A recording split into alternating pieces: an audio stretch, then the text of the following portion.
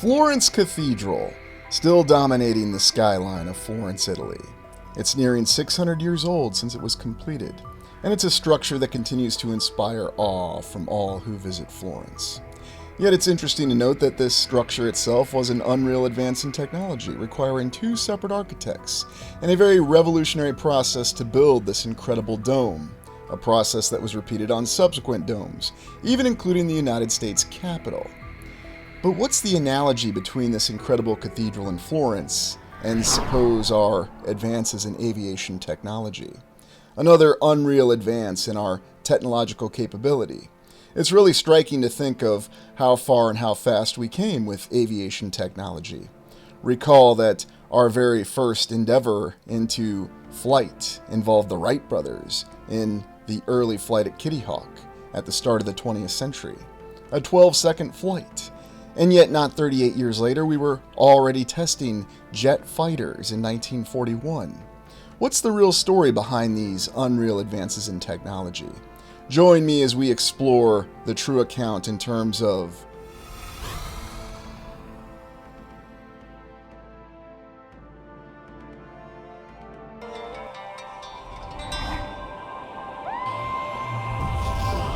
aviation has always interested me for a variety of reasons.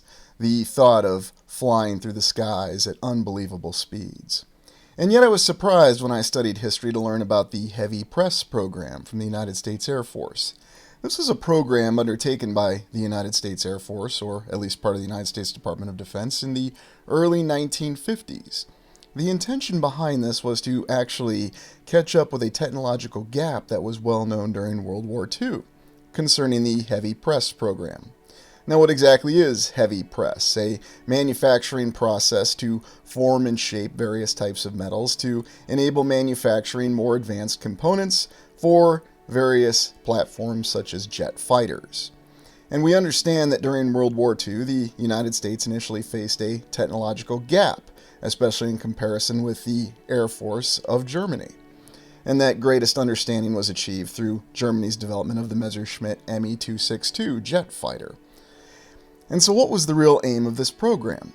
The United States apparently lacked the heavy press technology that had been about in Germany during World War II, and it needed to alleviate this technological gap. And this warranted the efforts of the United States to rapidly construct several of these heavy press devices.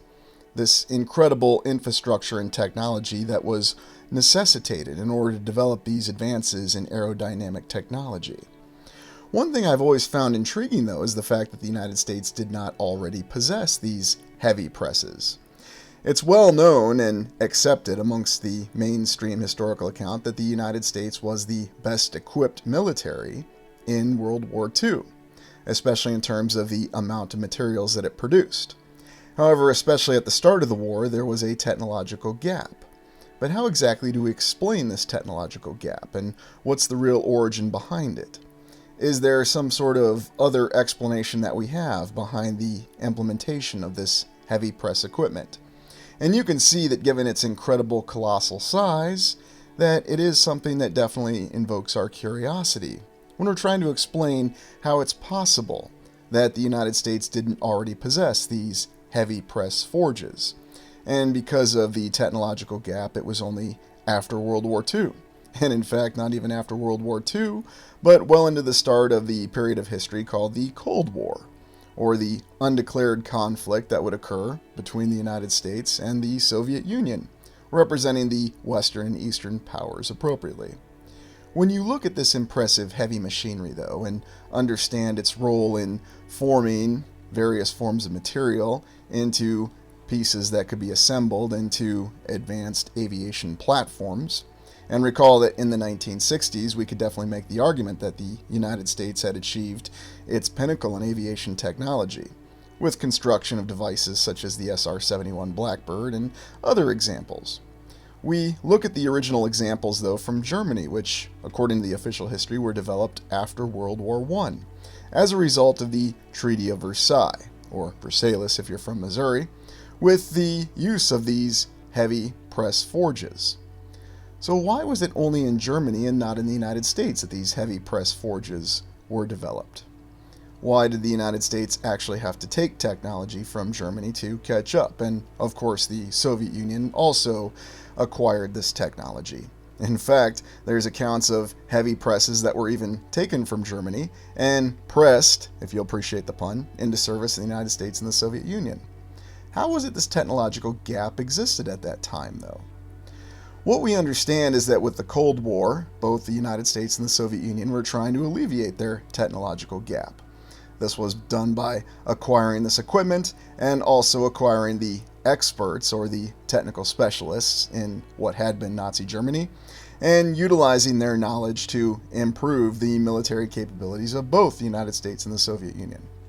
The heavy presses were essential in formatting aircraft parts and manufacturing them for use in constructing these new advanced swept-wing jet fighters. The heavy presses had enabled Germany to construct the Me-262 and even the more advanced and terrifying swept-wing fighters that were more than just a design concept but actually existed at the end of the war. And here in this image you can see the example of how this heavy press technology works, starting before the formatting and after the press to build out the die cast or the other ways that you could describe the formatting of this material.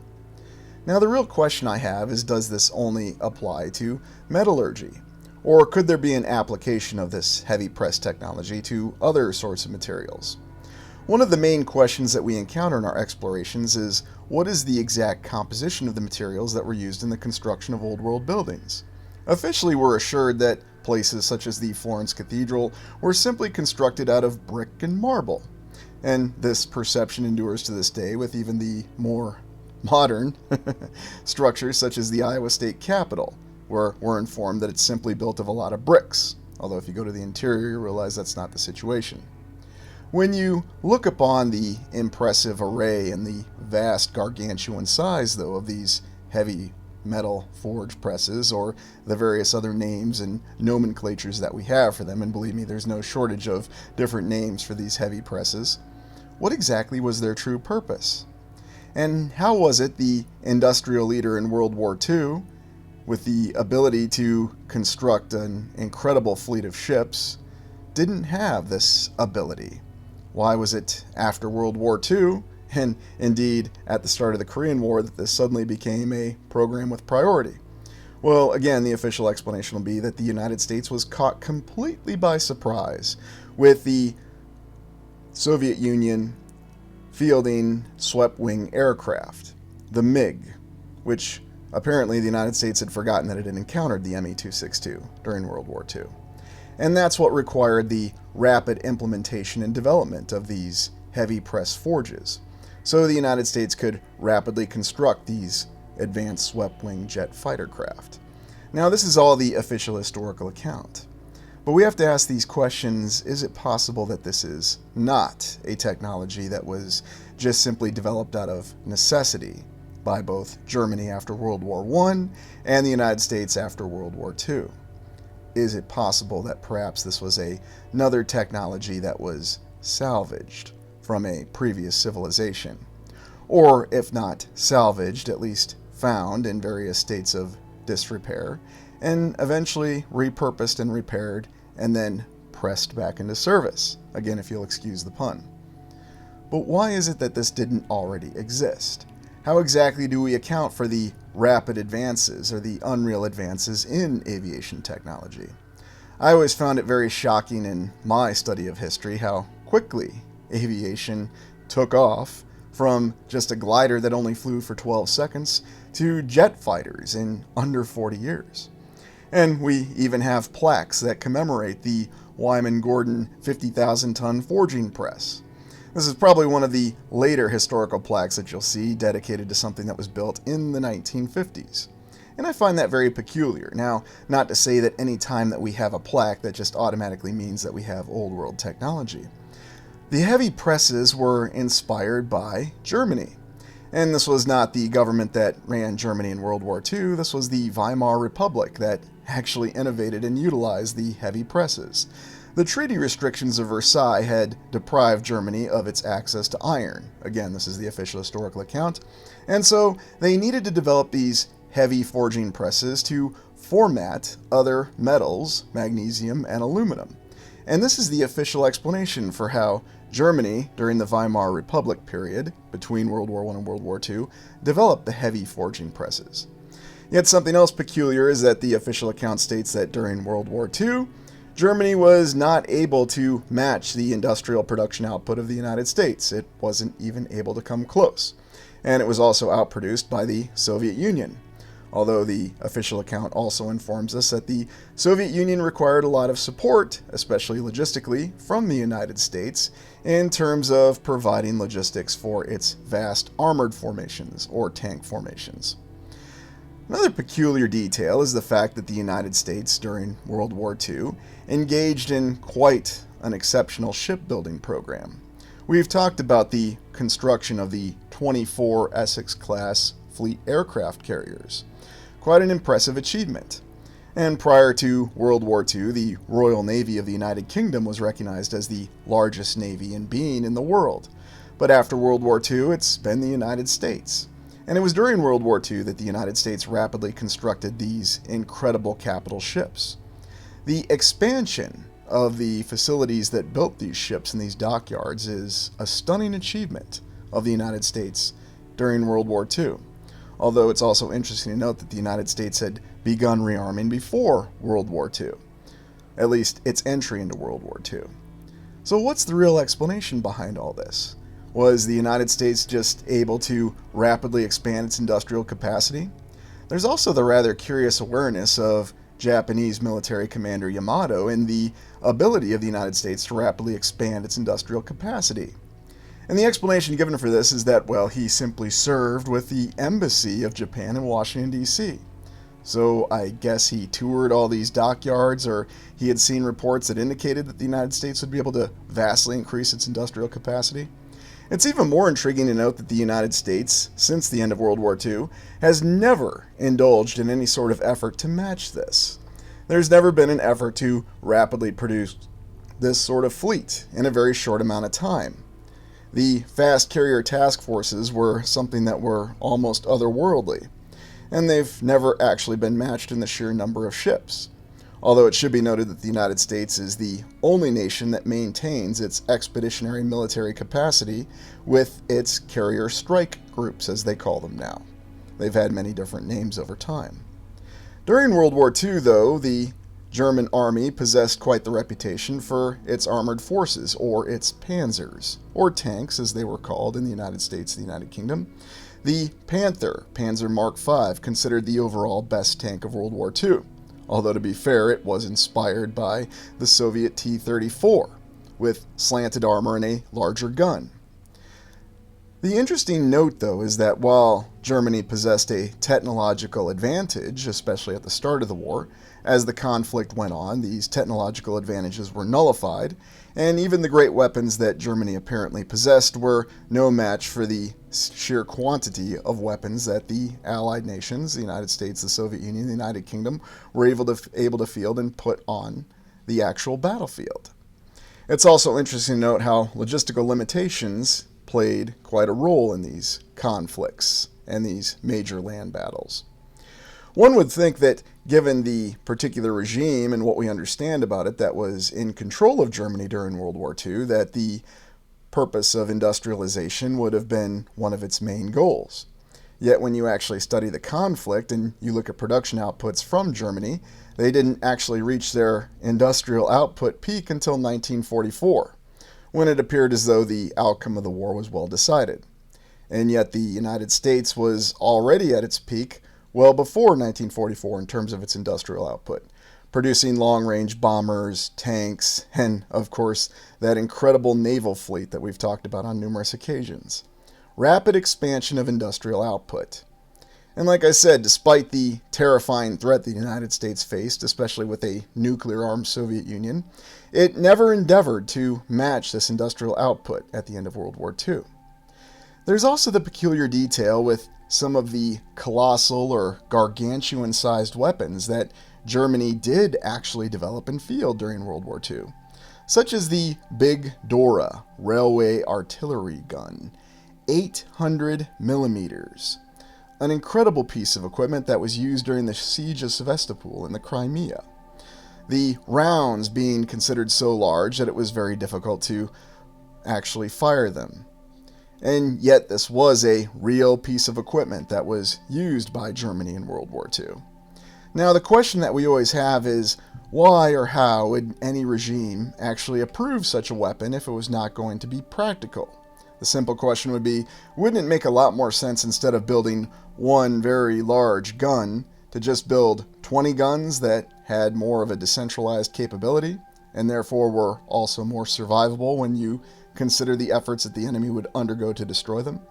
There were even larger guns and armored fighting vehicles that Germany apparently had conceptualized during World War II, such as the Land Cruiser P-1500 Monster.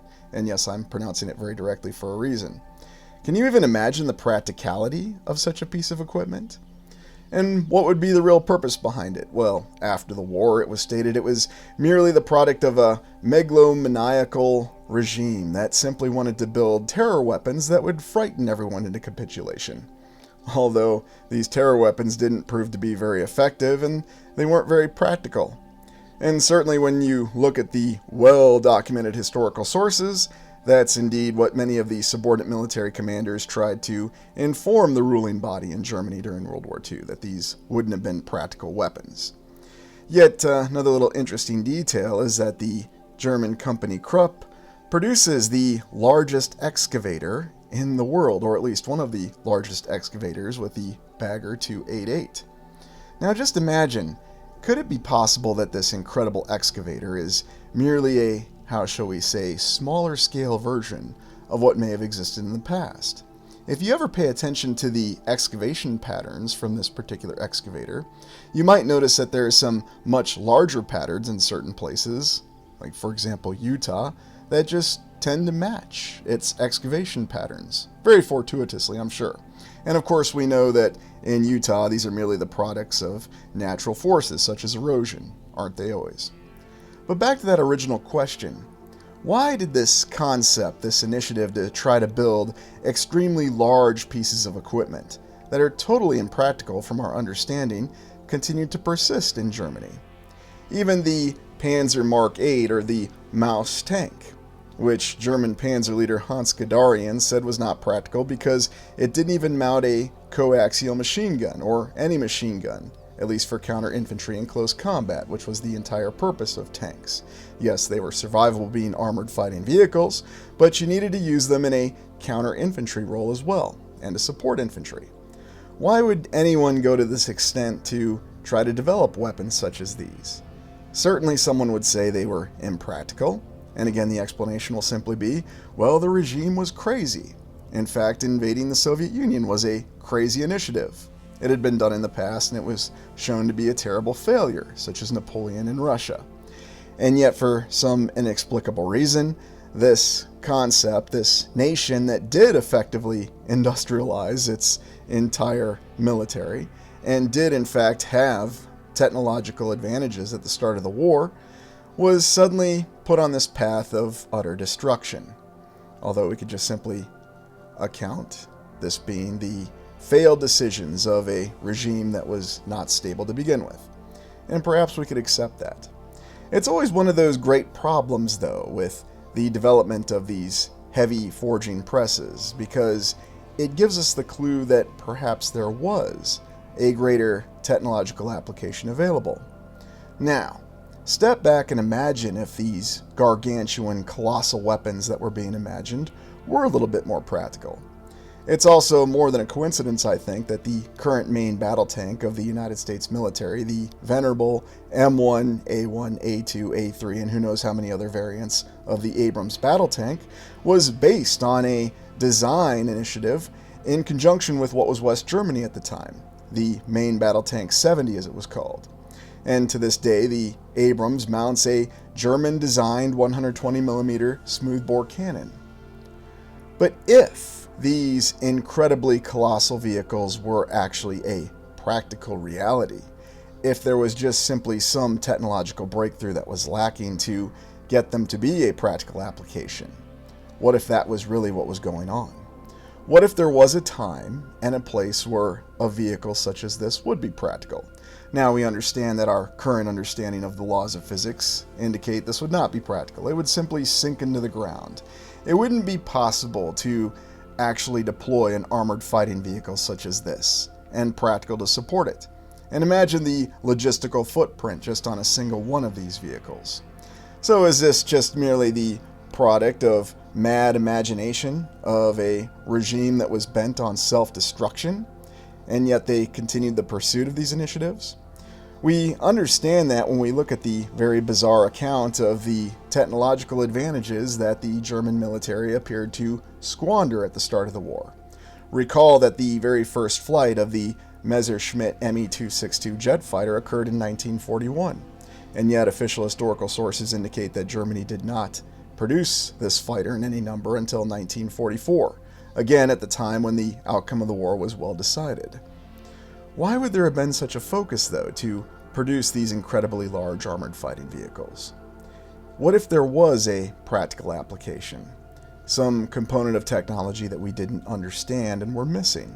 Something that may have existed in the distant past, that may have made these colossal armored fighting vehicles more of a practical reality? Then could they have really been the decisive superweapons as we understand them to be? The very odd account of World War II was that that's exactly what the conflict appeared to be, was multiple sides trying to pursue a decisive weapon that would give them an advantage that could not be accounted for. But when you look at a lot of these images, and you even remember the fact that there are numerous well-documented sources that there were large weapons produced in Germany in World War II. But by the end of the conflict, we understand that the Germans could not produce them in a large enough quantity to make a difference in the conflict, whether it was on the Eastern Front, fighting the Soviet Union or the Red Army, or it was in the air over Germany, fighting the United States Army Air Force and the Royal Air Force at that time. But we go back to that original question of the heavy forging press. What exactly occurred that led to Germany to discover and utilize these incredible heavy presses? The official history says that as a result of the Treaty of Versailles in World War I, Germany was deprived the use of a lot of iron, and therefore it had to seek other metals to use, namely magnesium and aluminum. And suddenly, during the Weimar Republic period, Germany, engaging in creativity, developed these heavy forging presses. In the very early 1900s, the Wright brothers, who by the way did not have a high school degree, neither one of them, innovated and developed the very first heavier-than-air flying object, and thus the first flight was recorded at Kitty Hawk. It only lasted for 12 seconds, although it did not take the Wright brothers very long at all before they developed subsequent models that could fly longer, farther, and higher than their original glider. And 38 short years later, the Germans had developed the very first jet fighter, the Messerschmitt Me-262. Really think about that. 38 years is not a long period of time whatsoever.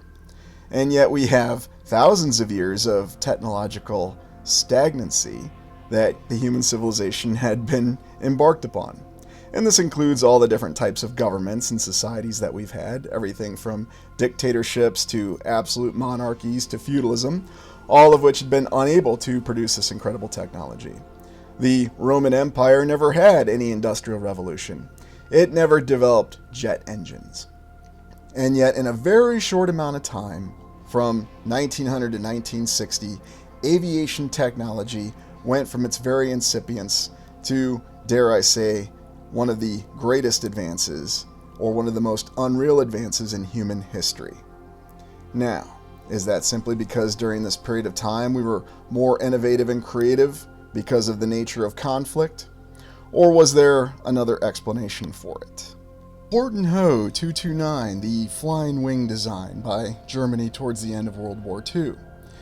At the time, it must have seemed like complete and total science fiction, perhaps even understandable to be misidentified as an unidentified flying object. Yet we understand that today, primary aviation designs for military application indicate that the flying wing is one of the most advanced types. And again, remember, this was only 4 short decades after the very first flight of the Wright brothers with a simple glider, a flight that only lasted 12 seconds. Again, this is one of those things that really causes me to question our understanding of how exactly we advanced so quickly. Why didn't any other civilization or power prior to the late 1700s have an industrial revolution? And why was it not until the very early 20th century that we understand, with the treaty that necessitated Germany to indulge and creatively explore the concept of the heavy press forge? It's a very interesting historical quandary that we tend to have. And a lot of individuals would never question it and simply accept it at face value. Well, there were conflicts, there were requirements, and the Weimar Republic in Germany certainly didn't undergo any economic turmoil. I'm being very sarcastic when I say that. In fact, the Weimar Republic in Germany was considered a very difficult time. The conditions were so horrible that that's what had warranted Germany falling into its unfortunate path with the government and the type of government that it embraced, leading to World War II, because the Weimar Republic had so many problems. And yet, it was during the Weimar Republic that these heavy press forges were developed and implemented, a technology that was so far ahead of its time that both the United States and the Soviet Union were ensured to acquire it after World War II and adapt and employ it for their own purposes. Imagine what the United States military must have felt when they captured the components of the Horton Ho 229. Why is it then that the United States was taken completely by surprise when the Soviet Union fielded the advanced MiG? And think about this with the swept wing fighter designs. And during the Korean War, as we understand it, the employment of the MiG by Soviet air forces and stated to be used by North Korean and Chinese pilots completely overcame the Lockheed shooting stars that were available. The United States quickly had to field the Sabre. And then it was during the Korean War that the United States implemented this heavy press forging program to rapidly develop, build, and employ these incredible machines to build the components for more advanced fighter aircraft. Now, it should be noted that in present time, other nations, to include China and Russia, currently possess larger heavy press forges. But is there something more to this account? Is there something that we don't fully understand about this technology and how it was truly acquired? Is it possible that in certain areas of the land that this technology was actually founded or salvaged and pressed back into service? And as a result of locating this technology and being able to repair it and utilize it, that it led to a very different form of events than what we understand. Because it's intriguing to note that the United States didn't really seem to want to retain its industrial capacity output of World War II, or it didn't seem very interested in it. In fact, here we have this heavy press forge from Germany in World War II that is stated to still be functional today in Russia. Now that's some incredible technology. Imagine this piece of equipment built in Germany decades ago that was moved to Russia and is still functional today. I mean, could we build any sort of incredible technology, a large manufacturing facility that we could move? And we have numerous accounts of that. And let's not forget that during World War II, the Soviet Union and Russia were the masters of rapidly relocating heavy industry because apparently it was just that easy to do. Now, is that what really happened? Or do we have an entirely different account of events that we may not necessarily be aware of? It's ultimately up to you to decide, but I've always found the historical account of the advances of technology to be very unreal from 1900 onward. It's not to say that it's not possible, it's just to say that it seems very unlikely. Remember that during this time frame, the real key to success would be to use proven technological capabilities to rapidly produce that which could be quickly used during conflict and overwhelm your enemy. Of course, we have this very strange overlap of both innovation and creativity. Now, I don't know what the real answer is, but it's intrigued me for a very long period of time. And I'll admit that it's something that interested me long before I developed the mindset that I have right now. I'm not here to tell you exactly what to think, but I invite you to let me know what you think in the comments. What's the real story behind this technological advancement that we had and our rapid implementation of aviation advances? Let me know what you think in the comments.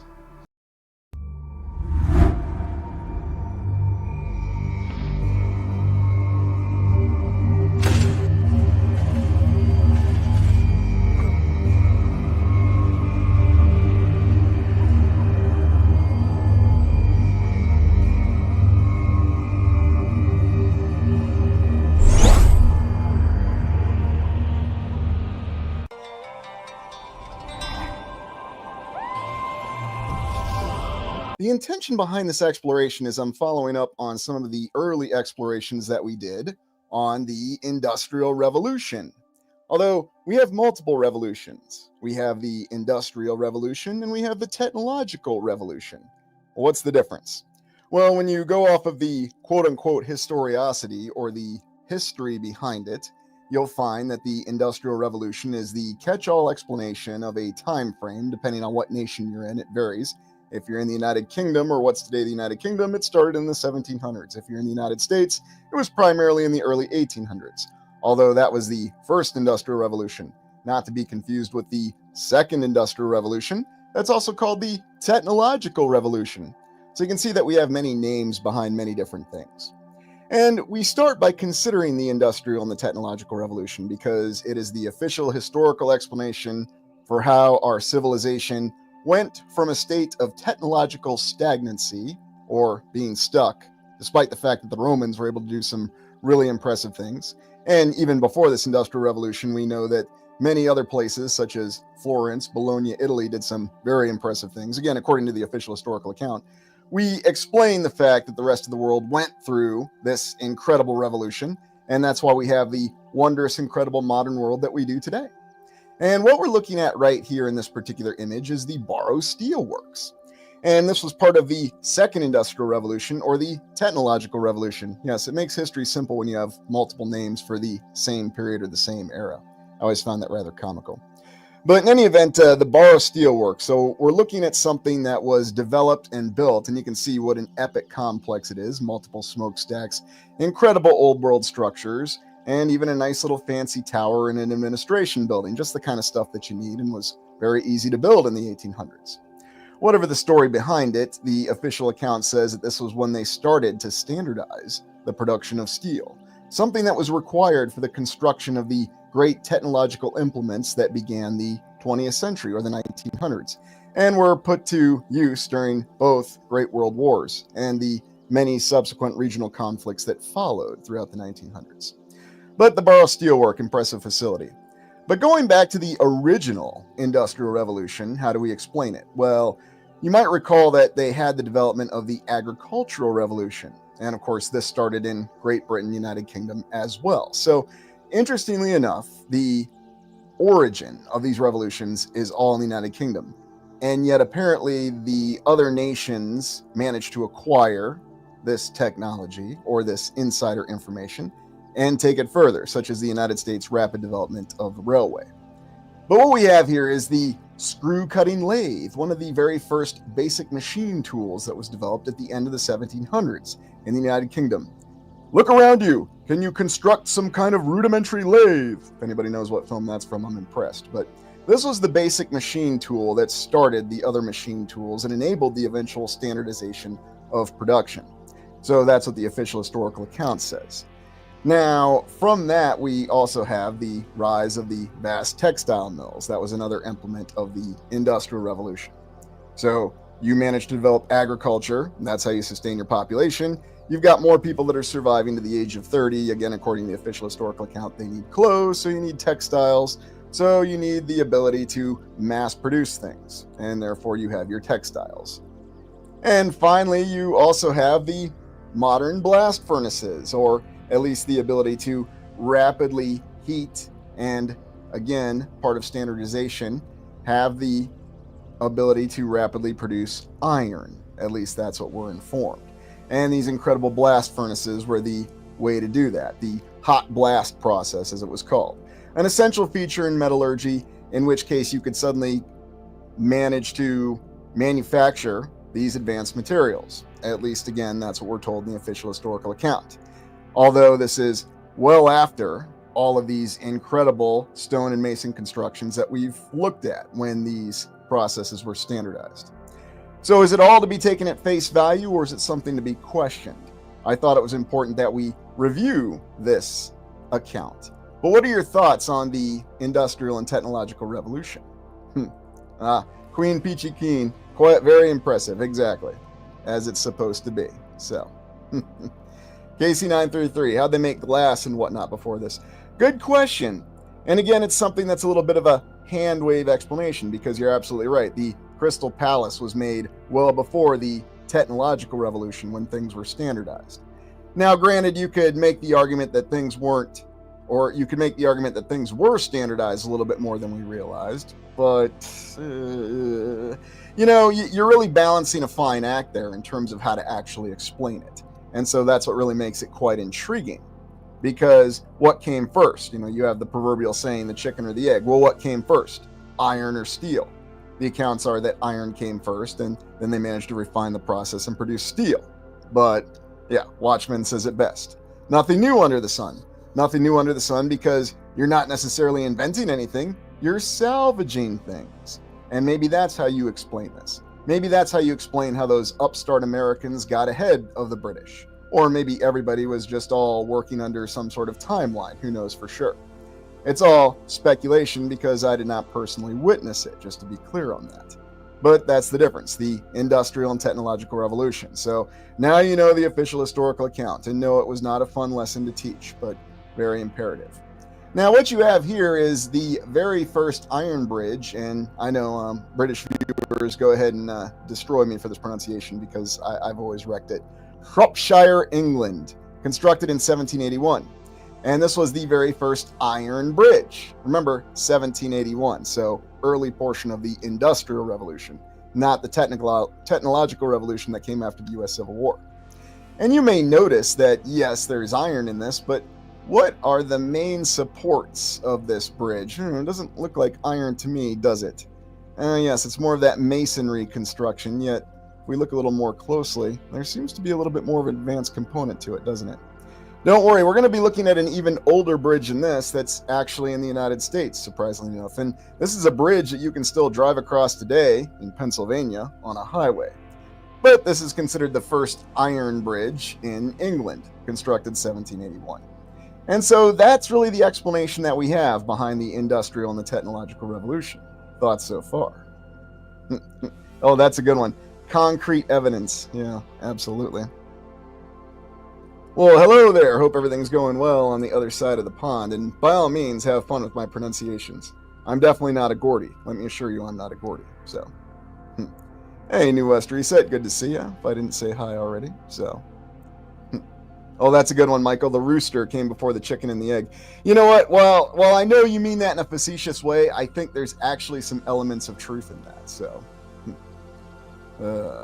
Revolution is defined as a violent or forcible overthrow. Very true, Kitch, very true. And yet, it's not limited to just industrial or technological processes. You'll hear all kinds of terms of revolution bandied about. For example, they have this concept called revolution in military affairs, and then they have the military revolution. Example, Napoleon committed a military revolution with mass mobilization, drafting large armies and then capturing capitals. At least until other nations figured it out, allied, and stopped him. So the official history goes. Did Napoleon exist? I don't know, I wasn't there. Ooh, Sky Sage. Yeah, it is some nice lattice work on it, isn't it? Something that we really don't see with iron construction.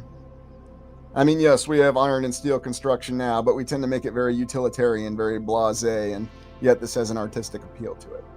So that's the overview of these revolutions. Let us go on to the steam engine and power sources, because you need to have power to get this revolution going. So give me one moment here, and we shall go to our steam engine, which is the essential element of the Industrial Revolution. Stop screen, start screen, share screen, and you should see this Little animation right here. Ah, isn't this nice? You have to love these little animated GIFs showing you exactly how the steam engine works in action with a giant wheel. No, never too late. Never too late at all, so. That lattice is what finite element analysis algorithms now call automated topology based on stress-strain properties of material. Indeed. You know what the other thing you see there, Aether Topo Billy, is you tend to get a lot of terminology that gets layered on top of things, no matter what discipline we're actually talking about. That's something else that I try to make a lot of a study on and try to understand how things are layered.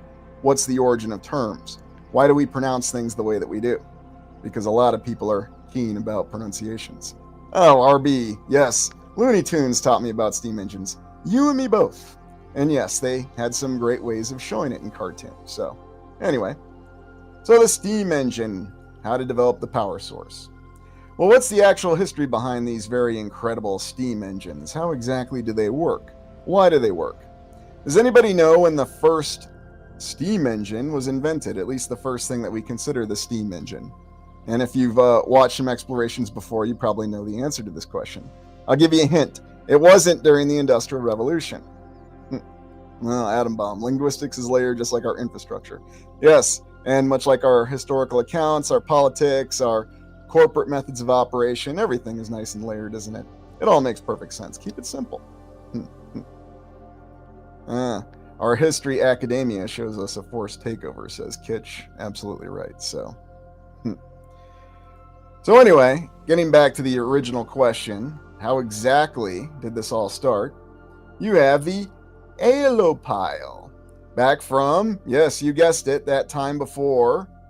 I'm surprised they don't attribute this to Eratosthenes or Aristophanes or however we're pronouncing his name today.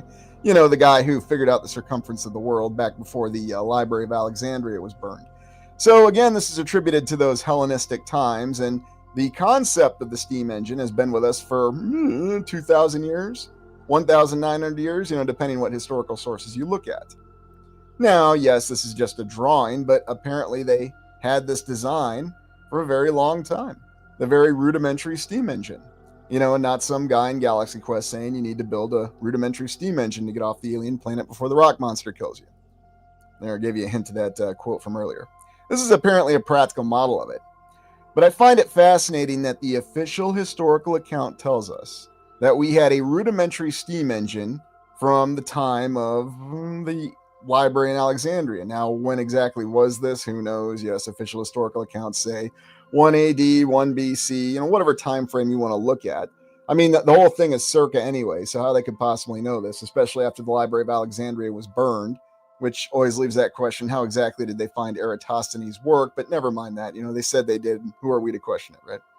But they had this rudimentary steam engine for hundreds of years, but no kind of technological revolution at that time. The Romans never employed a steam engine, according to official history. They built this incredible empire. They had all these incredible domes and columns, but never developed a steam engine, never achieved any kind of industrial revolution. Yes, of course, it's some great speculation and alternate history if they did. But you look at how the steam engine just really languished in, what we might consider development hell. We've got many films that are in development hell these days, and apparently the steam engine languished in technological development hell for hundreds of years. Now, gradually in the 1700s, again, things all starting to overlap, they began to implement some improvements, different inventors from completely different areas, although most of them from the United Kingdom or Great Britain at the time. They were the ones who apparently started to refine the steam engine. Until finally we come across this particular individual, Richard Trevithick, or Trevithick, depending on how you pronounce his name. And here it looks like he's pointing in the distance there. I'm going to run a railway track over that hill because that's an easy thing to do. Never mind James May's presentation on tractive force and why it's very difficult for trains to go up hills. But apparently he was the one, according to the official historical account, in the early 1800s, he invented the first steam engine, the first locomotion. And here you can see he had this little steam circus, as he called it, where he was trying to showcase that the steam engine that he had invented could be faster than a horse. and they charged admission for this, but apparently it wasn't a very successful event, and he was discouraged and off he went. But still, he was attributed as the first person who invented this thing. Of course, right?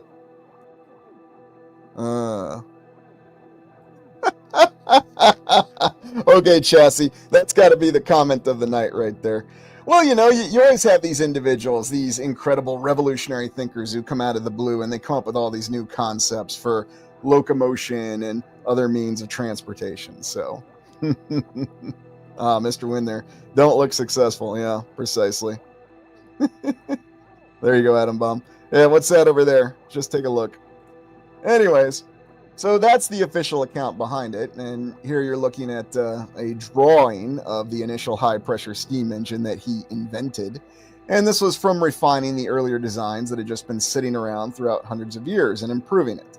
Now, I will give a little bit of credit here, though, or maybe I should say a little bit of less skepticism.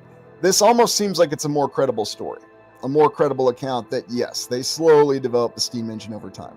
But as usual, they never went anywhere with it until the 1800s, that magical century when anything and everything could be done and achieved. Now, unfortunately, good old Richard, he passed away, and much like our good friend, no, I'm not going to say his name, but, our previous friend, Nikolai Tesla, Richard ended up dying in a hotel. He was penniless, just like Tesla. But he's still very well remembered. And even though they were penniless, both of them managed to stay in a hotel. So I don't know, maybe because they were so famous, they were offered free hotel accommodations. I'm not really sure. But Richard's got this nice little plaque here that commemorates his contributions to technology, and he's not forgotten. The great engineer and pioneer of high-pressure steam. We've got I don't know if you'd even call this a plaque. This actually looks like a concrete piece that's been inscribed upon. So a little bit more than a plaque. So, maybe they do hold him in high regard. But, just like Nikola Tesla, he died, and although granted Tesla was penniless too, but he got a big state funeral. So, I don't know. How unknown was he? Depends on who you ask. So that's the story behind the steam engine, and then they've got this really nice statue of him. Well, he looks so impressive there with his one arm forward, and oh, look at that, he's got his leggings on and his really nifty shoes. Nice old world buildings behind him too. It's quite the statue. But, the pioneer, the innovator. And then we have to go later in the 1800s, though, before we continue to refine it. Now, there were other refinements to the steam engine for power sources, but we have to go to 1884 with this individual, Charles Algernon Parsons, another incredible British inventor. And in 1884, he was the one who put together the modern steam turbine, the steam turbine that we still use to this day.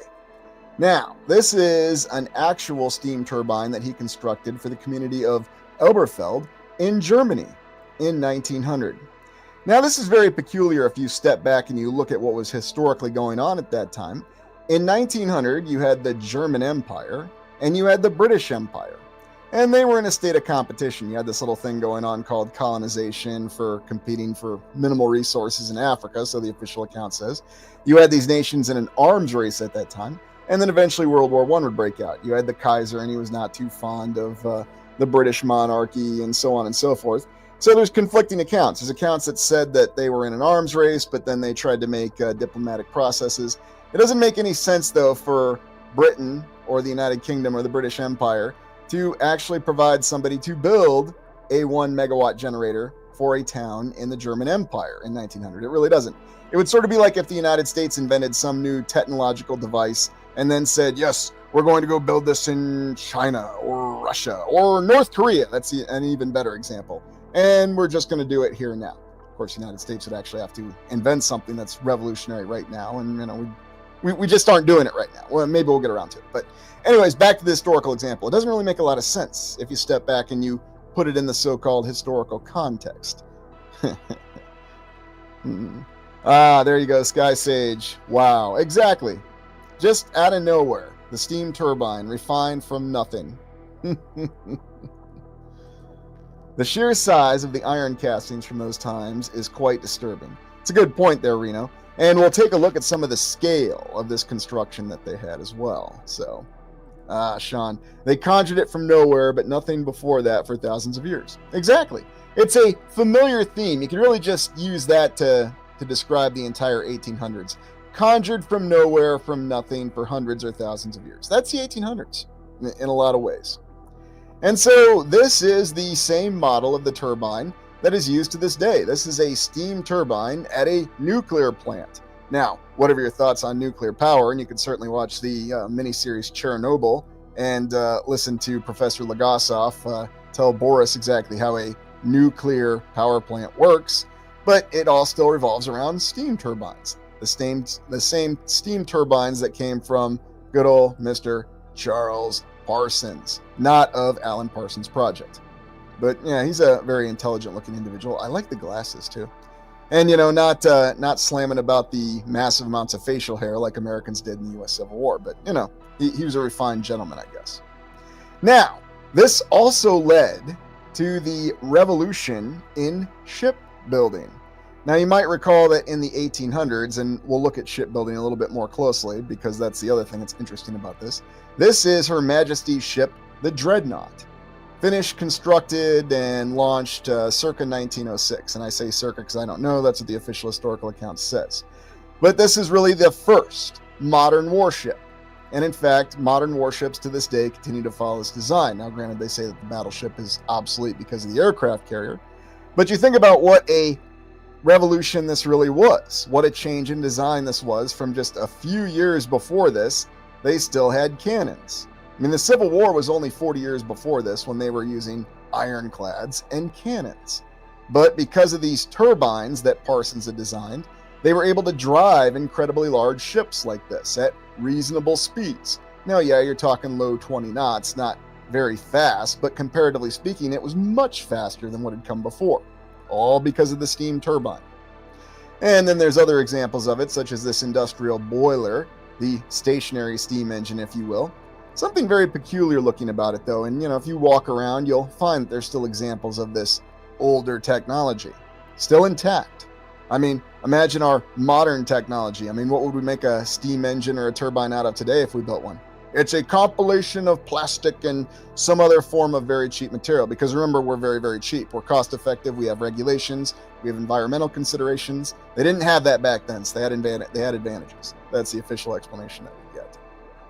But you'll find examples of it. Here we have a pumping engine. I think this is in Belgium or the Netherlands. I'm trying to remember the exact location. But yeah, nice little castle building, big smokestack, and yet something about it seems a little bit more advanced than we might expect. And again, we never have anything in the Industrial Revolution about masonry construction or the vast rapid production of bricks, because according again to the official historical account, we built incredible structures such as that wonderful cathedral in Florence, Italy, well before even the Renaissance, to say nothing of the Industrial Revolution, so we kind of can't really say anything about that.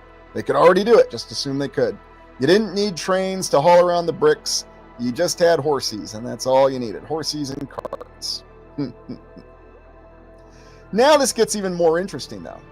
So we've jumped around from the Industrial Revolution in the 1800s to the Technological Revolution in the late 1800s.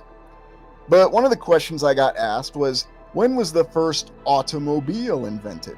The first practical automobile, to quote Lieutenant Worf from Star Trek The Next Generation. The individual that you're looking at here in this picture, this drawing or this painting, whatever you want to call it, colorized drawing, maybe that's the way to say it, Ferdinand Verbiest, or Verbiest if I'm pronouncing it correctly, and I'm probably not. He was a Flemish Jesuit from the Society of Jesus missionary who operated in China. Now, for those who aren't familiar, Flemish are an ethnic group in Belgium of Germans. At least that's what the official historical account says. Who knows for sure? He lived from 1620 to the late 1680s, and he went over to China and convinced the Chinese emperor that European astronomy and astrological charts were superior to the Chinese. In fact, according to the official historical account, he corrected the Chinese calendar. I'm serious, they actually say this happened. This guy who was a Jesuit did all this. And you see there's all these pictures of him with these very advanced astronomical instruments. Okay, what the heck does this have to do with automobiles? Well, bear with me for a second. So apparently he constructed this elaborate array of these unique astronomical instruments, and this is why the Chinese just thought he was the best thing since sliced bread, apparently. And apparently there's even a picture of some of the remnants of this incredible facility, this whatever you want to call it. I mean, observatory, maybe. I mean, it's really, really strange to me. But, you see a little bit of the amalgamation of technology. You have what you would associate with symbols in China, with the dragons and everything. But who knows for sure what's going on? It's just a picture. I don't. But he also had some really cool maps that he apparently produced. This one attributed from 1674. And you know how we like looking at world maps here. And oddly enough, this seems to be an accurate orbital. Oh, look at this. Once again, showing land up there in the North Polar region. Well, if the Jesuit was doing it, if the guy who helped the Chinese correct their calendar, because remember, their calendar wasn't correct until this Flemish guy went over there and showed them. Yeah, right. Anyways, you can see, though, that on this interesting depiction of all the land, he shows land up there in the North Polar region. Very, very odd. Also shows, well, actually, it looks like it's not an island here because according to this, there's land that connects the mighty magical land of California and the United States. And I think we got some Great Lakes here, or maybe one giant lake. Maybe that was Lake Super Superior, and then it divided up into the other lakes. I know I'm having a little bit of fun with this one, but sometimes you have to. And then, we've got all kinds of animals and critters down there on Antarctica. I guess you knew about Antarctica. Or you remember they called it Terra Incognita because Captain Cook didn't go down there to confirm there was no Terra Incognita Australis or whatever they called it. But he missed finding the Antarctica. So, make of it what you will.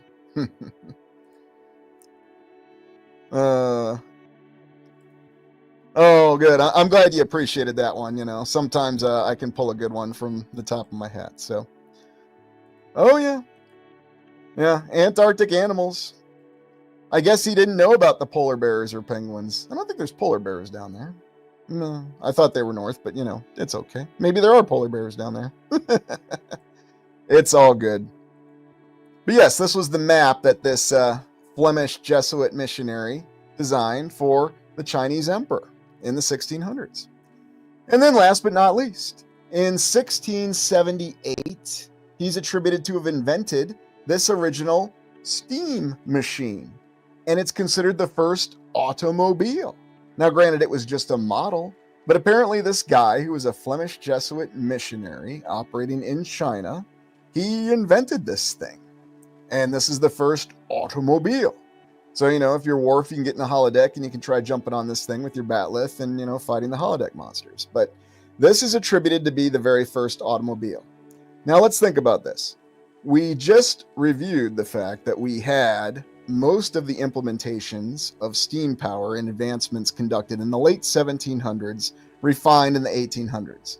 Yet there is also an official historical account of a steam machine by some Jesuit missionary in China in the 1600s. That was the first automobile, operated on steam power.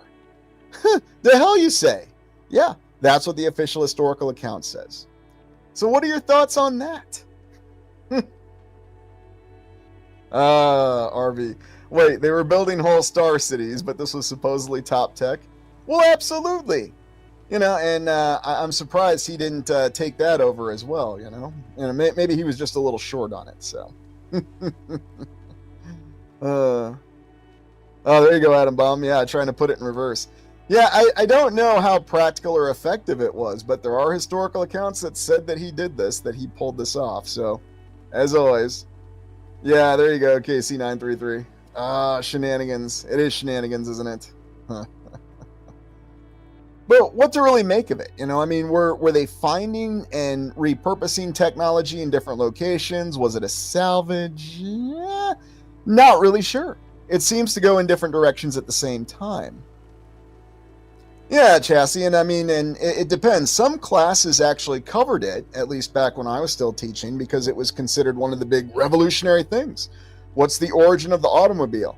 In fact, I even remember the entire lesson plan on automobiles. The first chapter was actually about this thing. Wasn't a very long chapter, because it's not very well documented, much like the life of Roman Emperor Lucius Aurelian, but they said it happened. Why would anybody make something up, right? Who knows? Who knows for sure? Reno, how did they refill that thing? Good question. Maybe you just poured water up there in the sphere and that's how it operated. Or maybe it operated on some completely different principle. So, not really sure. SS. Is that a rudder wheel? Yeah, maybe. Maybe that's how you steered it. You just kind of you swung it around with your hands, and that's how you steered it. I mean, no idea. They say it's a model, but very, very, very odd. And so that's the entire history of steam power, apparently. Yes, all back to that car. But let's take a look at some other examples here real quick before we move on. And be prepared because this gets even stranger. So, showing you these particular images. And what you have here, the interior of a power plant, transfer water from above the dam to water wheels. That's what they say these are. Interior of the powerhouse, High Falls.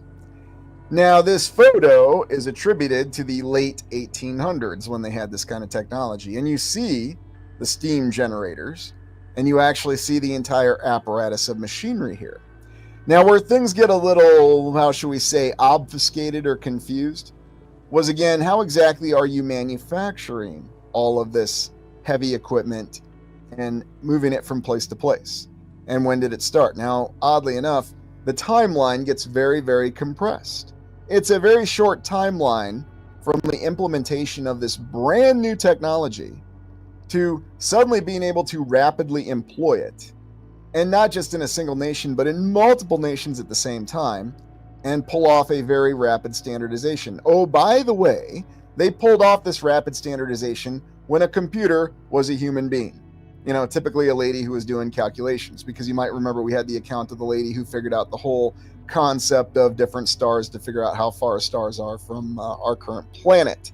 Again, if you believe in that perception. But all very, very interesting that this is how it all started. Ah, yes, and the development of hydropower. Now, this is part of the great project for the Shannon River in Ireland, when the Free State of Ireland in 1920 said, we need to have massive hydroelectric power plants. And just to give you an idea on the size of this thing, you got a couple individuals right here.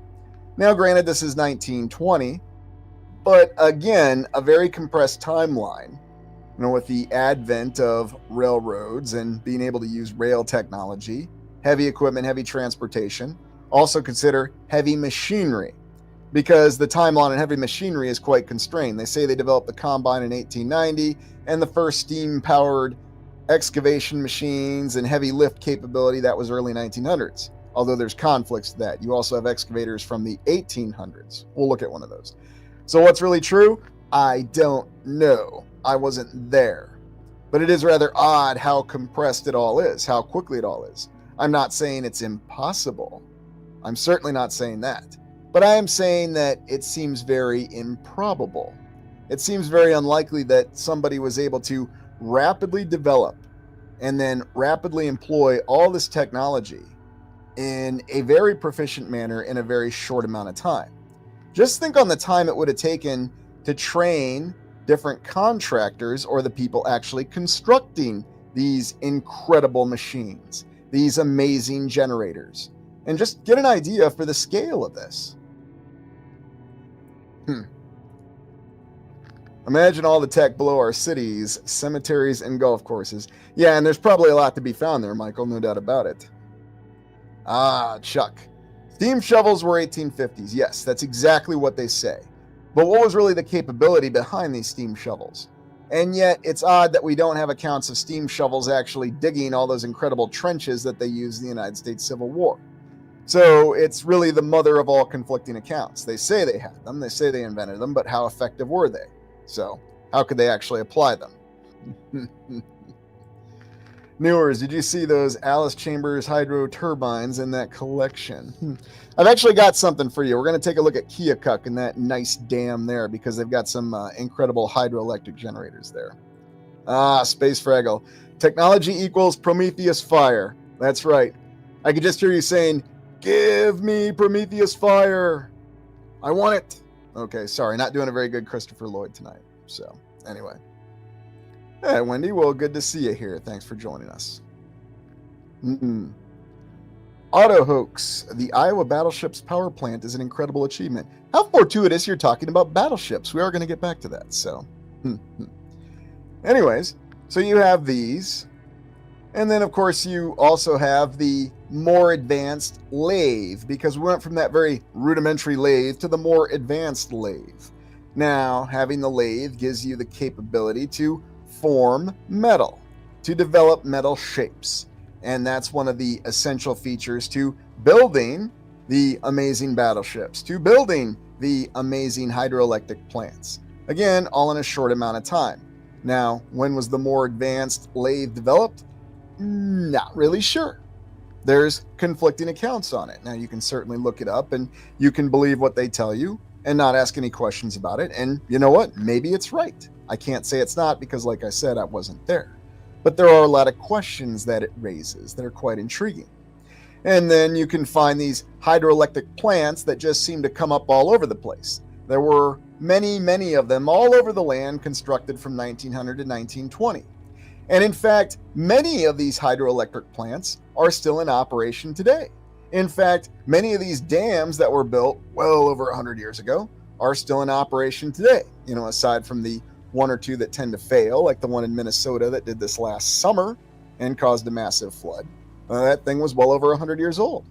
So it begs the question, with the Great Depression and everything else that happened from the early 1900s until now, no one's ever thought or wanted to build newer infrastructure with more modern technology. We've certainly improved our heavy machines. And oh, by the way, this was done before the highway system, before the interstate system, before motorized and mechanized transportation, because that's how you would explain the last mile, unless you just want to believe you hauled this all here with trains. I mean, yeah, you can say that, but how many times can you say that? How many times can you say, oh, yeah, the trains just did it? Can trains go uphill? Well, watch that video by James May. They can, but not very well. And it's a very limited slope, which is why I had to laugh when someone said, it was easy for the horses to pull the trolley across the rails in Milwaukee. Why? Why would you bother with it? Just have the horses pull a wagon, you can go anywhere. What's the point of building a trolley on the tracks that the horses have to pull? It's a waste of time and resources. That's my point. But whatever, maybe, but, make of it what you will.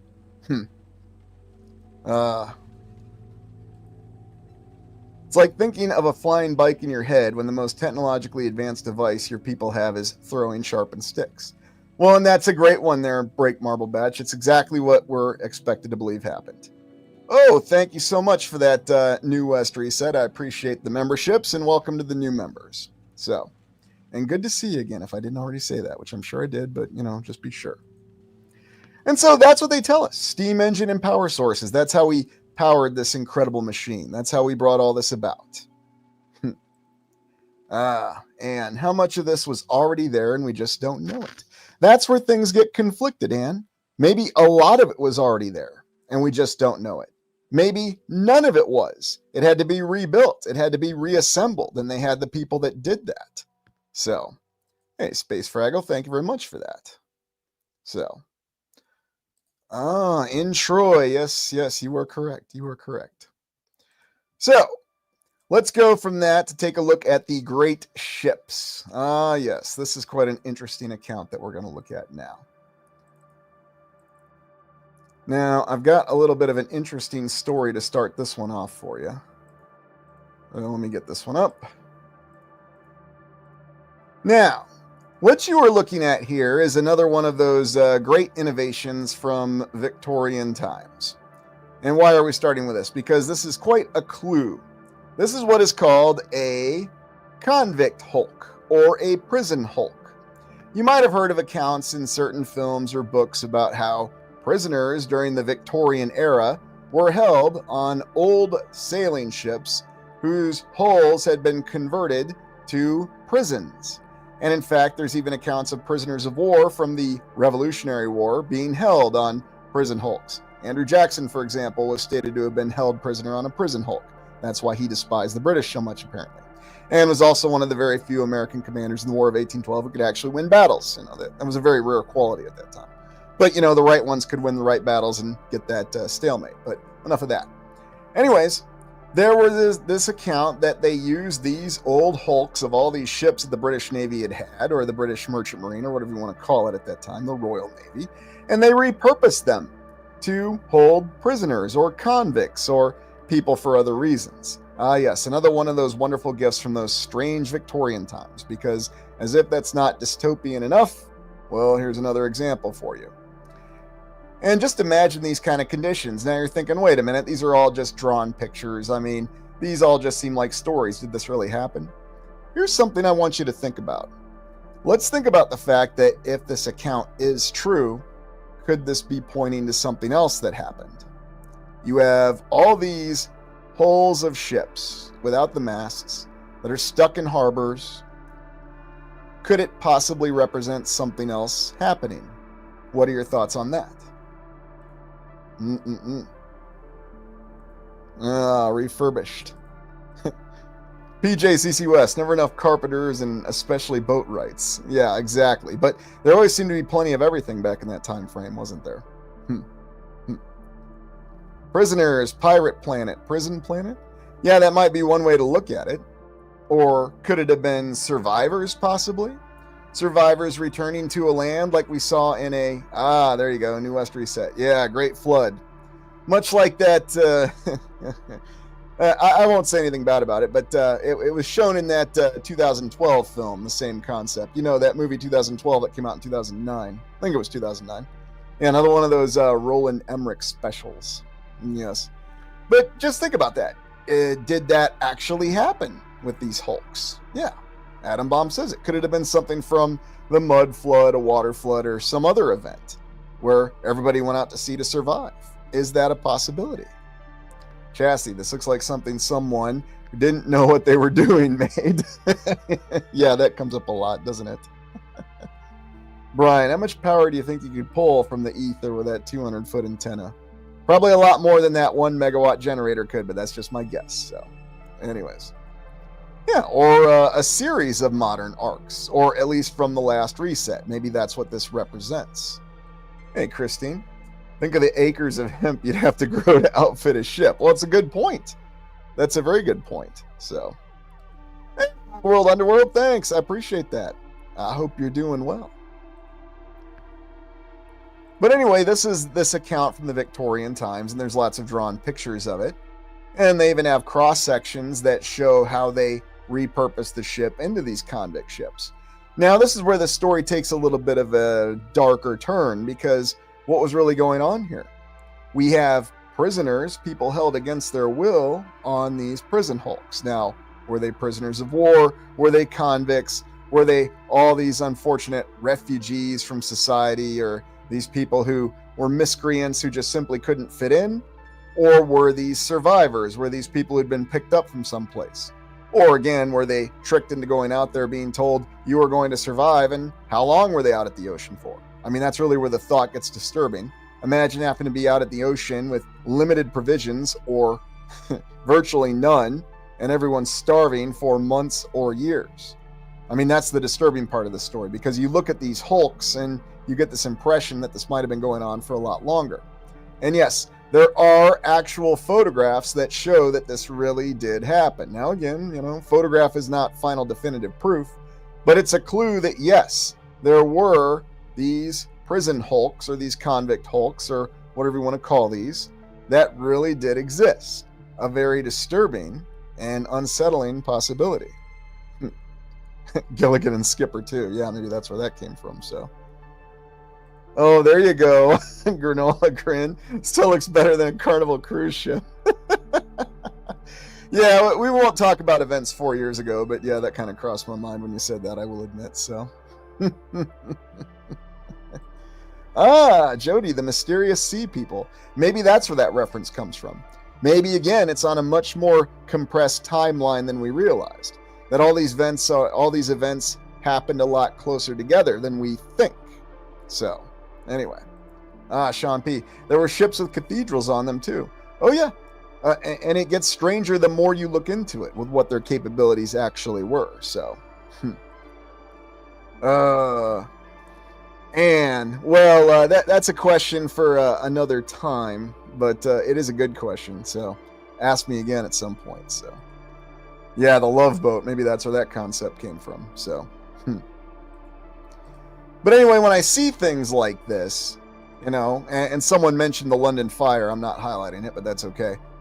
when I see things like this, that does give you the impression, the clue, the hint that it is a compressed timeline. Maybe we're not talking hundreds of years here. Maybe we're talking just a few decades. That's where things get very disturbing. And you might realize that it's becoming more difficult for us to directly verify events that occurred even prior to World War II. The Great Depression is becoming more problematic to verify with first-hand accounts. Now, of course, yes, we've got pictures, we got records, and if you trust them. Now, I wanted to show this. This is what they were building in Great Britain, the United Kingdom, contemporaneously in the Victorian times for a prison. This is Newgate Prison. Oh, yes, a nice old world building, lots of great stones. So apparently they could build really nice prisons, the big castles that we're more familiar with, the incredible old world buildings. So why on earth did we need to have prison hulks then? I mean, it just really doesn't make any sense when you really try to think about it. I mean, if you have a bunch of prisoners, then you just put up a tent. Or if, there were no rights back then, there were no considerations of human welfare, there were no laws. So just, build a big pen and put them in there, like cattle. I mean, they say that's how they treated people. So what's the point of using the prison hulks? I mean, you could use the lumber for something else. It's really strange. And there's really no way to justify it from a logical perspective. Now, of course, you could say, well, since when were governments logical? Logic doesn't exist anymore. Look at how they show the Vulcans in 21st century Star Trek. They're not logical anymore. They're all insane and violent. Oh, did I just say that out loud? Yeah, I guess I did. And then looking at Newgate Prison, and yeah, it looks like we actually have multiple perspective plans here. Well, actually, single perspective, and then the facade is shown. But they say that they could build prisons like that at the same time. But yet we still needed to use convict ships, prison ships, because everybody was getting in trouble in the Victorian era, apparently. Yes, and then you have this really disturbing painting here that shows you 1, 2, 3, 4, 5, 6, 7, 8, 9, 10, 11, 12, 13, 14, 15. Just think about that. Just sitting on this hulk for some indefinite portion of time, stuck in the harbor.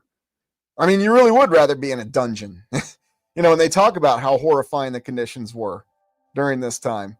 Stuck in the heat, and of course the humidity is going to be really high, and all the other unfortunate health issues. And even the American prisoners of war that they talked about that were kept in the prison ships, as they called them, during the U.S. Revolution, they suffered horrifying conditions. There was apparently a monument that was dedicated in the early 1900s, and of course by then, the United States and the United Kingdom were big-time friends already. So, they kept the kids' gloves on. We're not going to blame the British for doing this because we're friends now. Yeah, that's what the official historical account says. But, and I'm not pointing any fingers because from my perspective, this seems like there's something else entirely different going on than these being prison ships, whether they were for convicts. Oh, and before I forget, thinking of our numerous Australian viewers, think about the whole colonization of Australia. And there's statements that there were prison ships down in Australia, and, Australia was a penal colony. Well, was it, or was all the lands were they considered a penal colony? I mean, that's what they tell us. What's the difference? I don't really know. But you think about those, again, overlapping accounts and what they could be pointing to. Submarines by the look of it. Yeah, those always crop up in odd places, don't they? I wonder. We have seen submarines in strange places, haven't we? Let's take a closer look. Yeah, I'm not sure. Very, very odd. It's a good observation. Maybe it's just some, I don't want to think of what terrifying thing it could be, but it's a painted picture. It could be anything, but yeah, it's very, very odd. Anyways, I think before we go on to the Great Eastern, I'm pushing time here because I'm having a lot of fun. Oh, hey, Space Fraggle.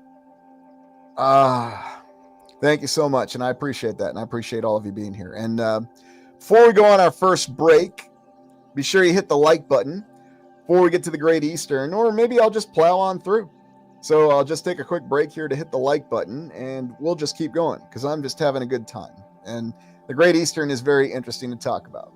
We'll get to a break, don't worry, but, when you're with the momentum, you go with it. Life is like that. I'm not a computer and I'm not an AI, no matter how much we'll assist otherwise. But please hit the like button and support the channel. I appreciate it. So we go to the Great Eastern. And you might remember that we talked about this particular ship when we were looking at the laying of the Great Transatlantic Cable. Now, this ship was constructed in the 1850s, and you might remember we studied it very thoroughly. We have some images of it. What's interesting about this ship is it was the largest in the world by far until 1899. And yet it was a paddle wheeler. There were different accounts on powering it. It was this big lumbering ship. The construction photos, though, are quite interesting. Ah, yes. And while the construction's going on, we, of course, have the individual with the top hat because, why wouldn't we? Chuck, you got to remember the same backroom kind of deals that go on today with governments and corporations and people get rich, and the same grifts went on then, too. Yes, I suppose you do, but did they happen the same way, or did they happen a different way? Or have things always been the same?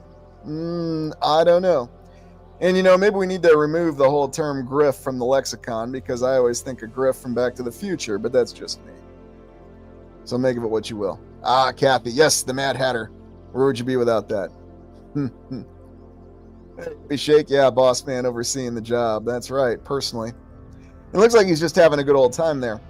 But there's a lot of curious construction photos of this very, very impressive ship. Oh, I like this here. Science photo library. Yeah, it's a science photo.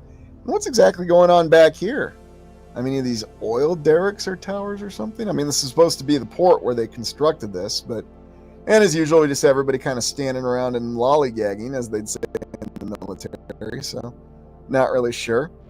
But then you've got some other images that, again, 1850s, you would think someone would document this all the way from the construction of the bare bones keel of this, instead of having these construction photos where it looks like they're just building an outer hull. I'm not sure. It's rather odd. And of course, we have the usual faded element of the photo, so who's to know, who's to say? You do get the idea that whatever the heck this is, it's very large, so the colossal size holds up. And here you can actually see the Great Eastern in its entire glory in 1866, and a couple other boats, that's two other boats that are right by it. I mean, there was no ship in the world that compared to this, according to the official account. And its main mission that it ended up being used for was laying the transatlantic cable, which, nobody to this day questions. And it enables the rapid communication between the United States and Queen Victoria. When James Buchanan sent the Morse code message to Queen Victoria saying, "How are you doing today?" "Well, James, I think you need to get on top of that Civil War. Don't worry about the Constitution. You need to preserve the Union." She should have told him that. Maybe he would have taken more decisive action. He would have burned the Constitution down and would have been remembered as the greatest president. But for some reason, James Buchanan didn't do it. Should have listened to Queen Victoria. Oh well. But you look at some of these other images, and they're very curious.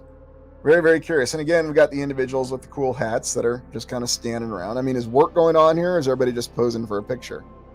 And I mean, when you look at this kind of image, it almost gives you the impression that, hey, we just kind of walked upon this big giant hull of a ship here. What are we going to do with it?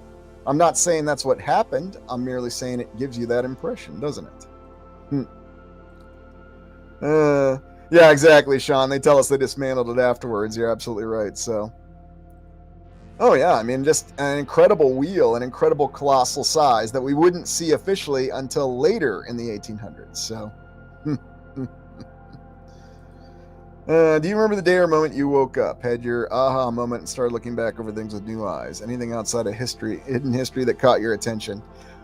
Simple. It tended to be all the administrators that I was dealing with every day. They just all acted like they were simply talking on a program. That's kind of what started it, since you're asking. So, yeah, exactly. Hey, old world, underworld. Oh, anti-gravity. Yeah, maybe that would be a way to explain all this. Hey, Julia. Yeah, scaffolding for dismantling. That makes more sense to me, and that's what we tend to see a lot of, isn't it? So. Oh, Christine. Yeah, it does kind of look CGI, doesn't it? Let's take a closer look at that. Good call out there, Christine. Yeah, not really sure what's going on with this wheel. Really, this whole image. But, I didn't take the image. I wasn't there in the 1850s when they built the thing. I'm not going to quote Kyle Reese, what he said when they were giving him a hard time about why nothing dead could go through the time acceleration or time displacement equipment from Terminator, first Terminator.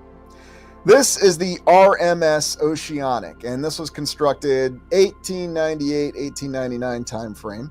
And this was the first ship that was larger than the Great Eastern.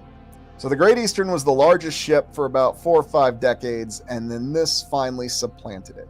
Very interesting.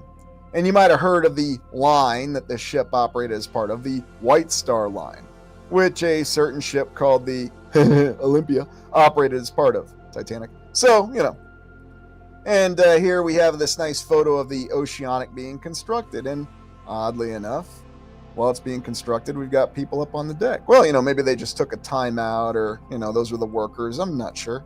Again, I wasn't there. But another very peculiar image, isn't it? And this was the longest ship in the world that finally broke the record from the SS Great Eastern several decades later. I mean, maybe. Keep in mind that this is late 1800s, but yeah, I guess we had the massive dock cranes at that time. Again, I'm not saying it's impossible. Obviously, they're there. It's in the picture, right? And we can believe everything we see in every picture, just like we can believe everything we see in every movie. I still want my warp drive capable starship. I haven't been able to find it yet, but you let me know. But it's another one of those things that really brings up the conflicting account.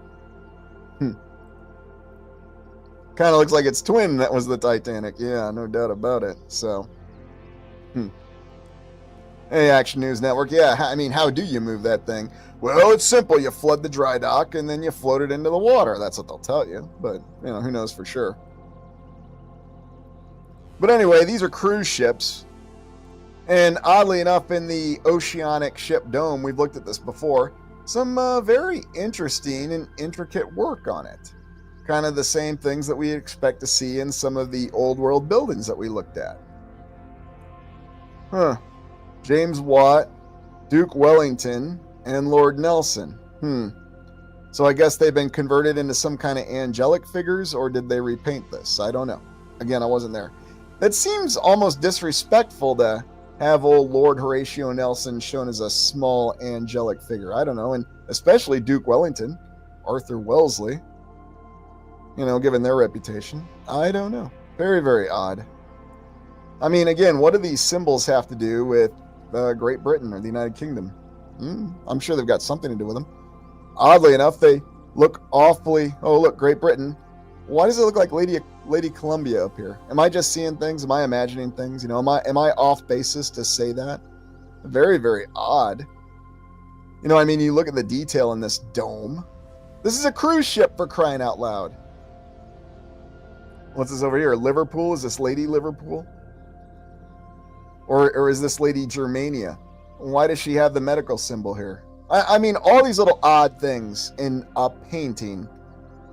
Very, very strange. I don't have any idea what's going on here. Oh, look at this figure down here. What's this supposed to be? Going off of the symbolism a little bit. Yeah, just the little things you look by looking in the details.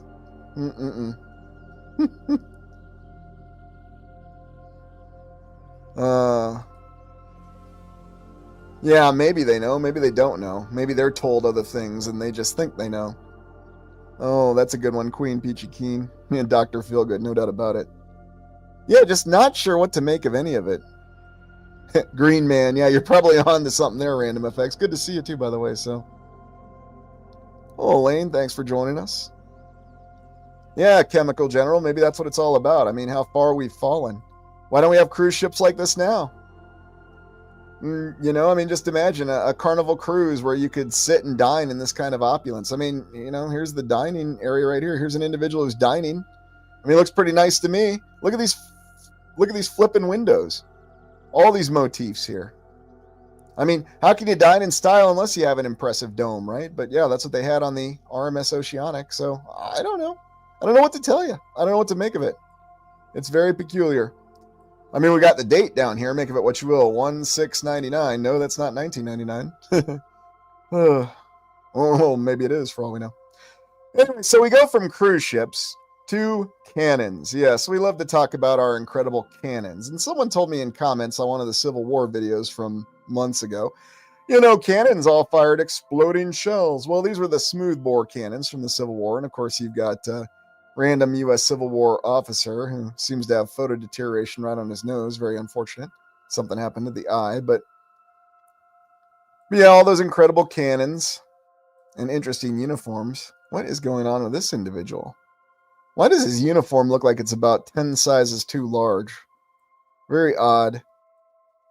But, we're focused on the cannon. So this is the mid 1800s, United States Civil War. This was state of the art cannon technology at the time. So they told us. Oh, thanks for that. We sent that. 1 second. Way behind on these. Hey, Zadie, thank you. Have you ever articulated a counterclaim to the established narrative? Many times. It's called the five eras theory. That's my primary alternative theory. So make of it what you will. We just did a live stream on that recently, so welcome to view that at any point in time. Anyways. Yeah, steampunk. Absolutely right there, Opie. Absolutely right. Yeah, Wendy, always some crazy props. Anyways, please hit the like button.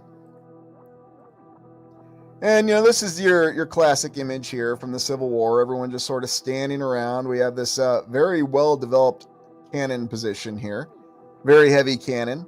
No railway tracks anywhere near here to load this thing onto. I don't know. Maybe it's right behind the camera. Maybe the camera's actually on the rail tracks. I don't know. It doesn't really make sense, though, because we're clearly on a ridge line. So how you get a train on a ridge line, I don't know, but I'm sure somebody figured out a way to do it. Maybe they had a horse to pull it. That would make sense. What in the heck is going on with the cloud back here? It's just limitations on the photograph, Make of it what you will. But anyway, this was state-of-the-art naval gun technology at the time. Hey, Old World Underworld, thank you. I appreciate that. So, yeah, and you're right. It does look superimposed. Absolutely. But this was your state-of-the-art cannon technology. Now, prior to the Civil War, they had the U.S. steam frigate, the Princeton, the first, don't take this the wrong way, screw-driven steam frigate, when that technological leap was happening in the 1840s. The USS Princeton and this cannon that was incidentally called the Peacemaker that exploded was designed by a Swedish-American inventor named John Ericsson, who was known for designing the USS Monitor, the first U.S. Navy ironclad. Because somehow the Confederate Navy was ahead of the United States Navy in technology and came up with an ironclad first. The United States Navy had to scramble. Now, there's an interesting film from 1991 called Ironclads. It stars Virginia Madsen, and that's also when she did Highlander 2 in that same year, coincidentally. Great film, that. Anyways, there's a rather comical moment in the movie where President Lincoln's meeting with his war cabinet, as they called it back then before they had the Department of Defense. And, they're all talking about the Monitor, and they talk about John Ericsson, the Swedish inventor, and they have a guy portraying him. And Gideon Wells, the Secretary of the Navy, says, Ericsson was responsible for designing the cannon, but he didn't build it. Oh, so he designed it, but he didn't build it, so when it exploded, he wasn't responsible for it. Anyway, it's just hilarious, the deadpan way he says it. And then, of course, you have the official quote attributed to President Lincoln, and the actor delivers it in a really nice, interesting accent that's kind of an amalgamation of a Midwest and a Southern accent. He says, all I can say is the girl, when she stuck her foot in the stocking, it strikes me there's something in it. And apparently Ericsson was able to pull this ship out of nothing in 90 days. And, I guess he was able to train the builders how to do it in under 90 days. And, yeah, that's how the official story goes. The United States Navy had the Monitor, and it fought the the CSS Virginia, the Confederate ironclad, to a standstill. Yeah, 1991, Ironclads. Look it up. I think it's available for free on YouTube. But we go from that to these incredible advanced naval guns in the late 1890s, early 1900s, because, we came up with the steam turbines. Now we could propel larger ships. So we need larger guns. And really, if you think about it, this is the modern artillery development that came with that technological revolution, the standardization. So how exactly do we go from cannons to this? What was the real development path? Well, there's a couple you could look at. But again, it's on a very compressed timeline. It was like overnight they went from cannons to this. And of course, you have to have the means to haul around these heavy guns. You have to have the means to produce them in gigantic foundries with this very high quality steel. But what was really the development path to it? Again, a very compressed timeline. Yeah, removable barrel, you're right. Queen Peachy Keen, yes, the military-industrial complex. The start of it, if you will, with the world wars and those two great empires. So, Oh, good one there, Old World Underworld. Yeah, that Ferris wheel axle that we saw in the World's Fair in Chicago. Good call out there. Great example, too. Oh, there's a good comment right there. Michael, and the tech to rifle barrels that large. Absolutely. You don't just do that. That's not just something you can do like making smoothbore Dalren canyons. So, oh, excuse me, cannons. I said canyons. Cannons, not canyons. So, I am Kairos. That's the question of the day, too. Who is delivering all this steel? Well, of course, the great foundries that they built overnight. Naturally, don't worry about it. It was easy to do. They just did it. It happened. It's well documented. But you can find lots of imagery for how they constructed this modern artillery. And yes, that was one of the real terrors of World War I, was suddenly having this modern, accurate artillery, creeping barrages, and all those other nasty things, in addition to trench warfare. Don't ask how they managed to dig all the very complex trenches in a very short time in what's supposed to be a war maneuver. Yeah, I know, they were all infantry units, and cavalry really wasn't useful in World War I because of the machine guns. Poor horsies. Don't get me talking about that movie. I'll cry my eyes out. Okay, so here we're looking at the USS Arizona. Now, we looked at the Dreadnought earlier, so yes, the British again invented the modern technology. But the United States followed along, and this is the USS Arizona. And the Arizona was famous for being sunk in that really nasty surprise attack in Pearl Harbor that there was no way the United States could see coming, although Admiral Kimmel sent the aircraft carriers out of there expecting trouble, but thought that the fleet was invincible. Should be noted, though, that his predecessor warned President Roosevelt that the fleet would be vulnerable at Pearl Harbor and they should station it in San Diego, which, by the way, is where the Pacific Fleet is still based to this day. No secret there. And yeah, it makes perfect sense. But anyway, you look at the original Arizona, you see the old steel cage masts on it, and there's a conflicting account in terms of when the Arizona was built and launched. I mean, it makes sense. It's nothing that's, really that interesting if you think about it. But early 1910s, they built this thing and launched it. Although, oddly enough, when you look at the launch photograph here, you'll notice that none of the superstructure or the guns or the cage masts seem to be on top of it. I mean, maybe they just launched the hull. It just seems rather odd to me. Yeah, we're going to launch the hull and then we'll put everything else on top of it. All in good time. Very, very odd. I mean, I thought they would complete the ship to include the superstructure and the masts and the guns before they launch it. I don't know. Like I said, I was never really in the Navy. I never served in the Navy. I read about it.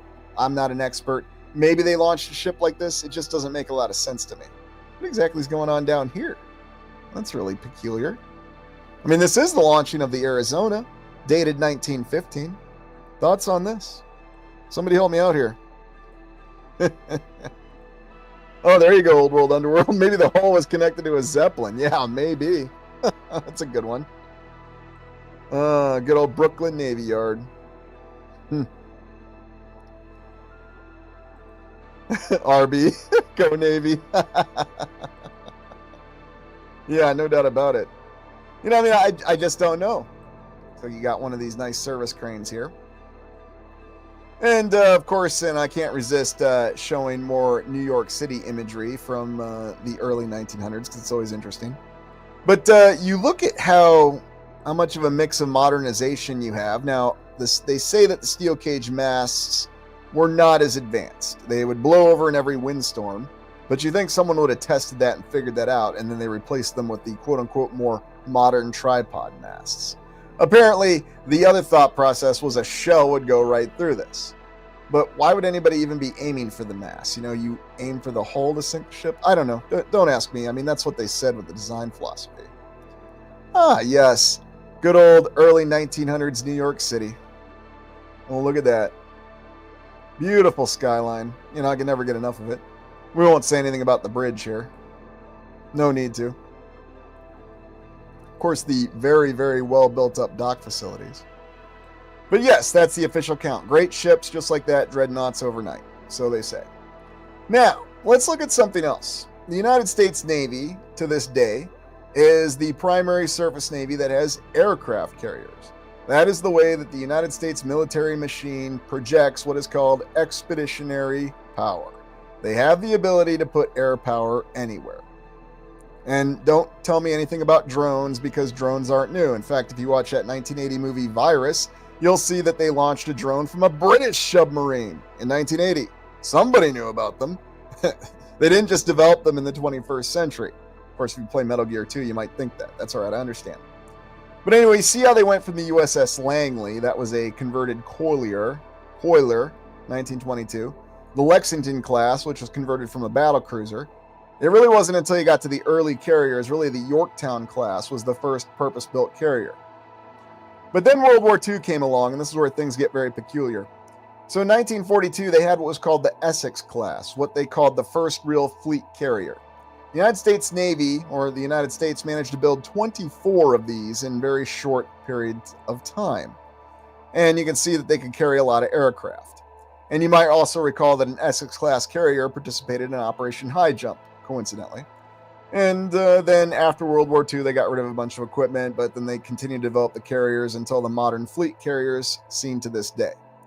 Now, I have actually seen the carriers being built from the ground up. I'm not questioning that we can build modern aircraft carriers. It makes sense. But what's really peculiar to me is how all of a sudden the United States industrial machine was able to rapidly transition and build these aircraft carriers in a quick amount of time. It's very unique. It's a very unique story, especially implementing what was brand new technology. I mean, you think about this. This is only 20 years into this. Rapid technological advancement? I don't know, maybe. Going from a Wright Brothers glider to something that looks like a flying wing and a stealth fighter in 1944? I don't know, maybe. You know, the Horton Ho. Now, granted, the Germans developed the Horton Ho, but still, very, very odd. And then the USS Philippine Sea. Ah, yes, good old CV-47. Admiral Byrd's flagship in Operation High Jump. Because, look, if you're going to go to the Antarctica, you need a fleet carrier. Don't ask me why, but you need one. Yes.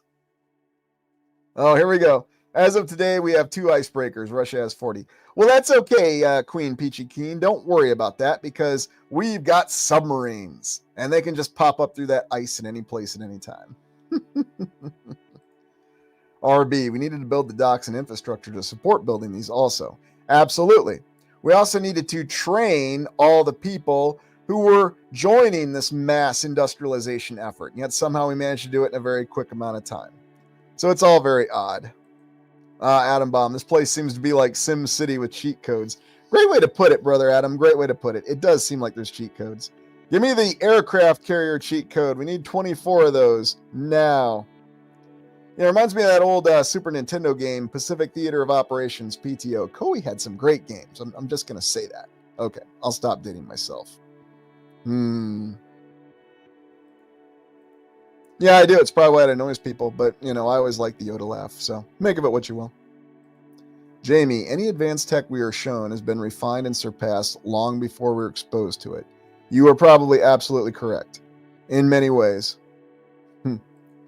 And seems like you could get jobs without having experience back then. How else did they get all this built? Well, and that's what they try to say officially. Yeah, they just trained everybody on the fly. And such be life. Tried to warn me about that Yoda thing. I'm not going to do any Yoda impressions. I know you're trying to bait me. That's okay. Not going to do it.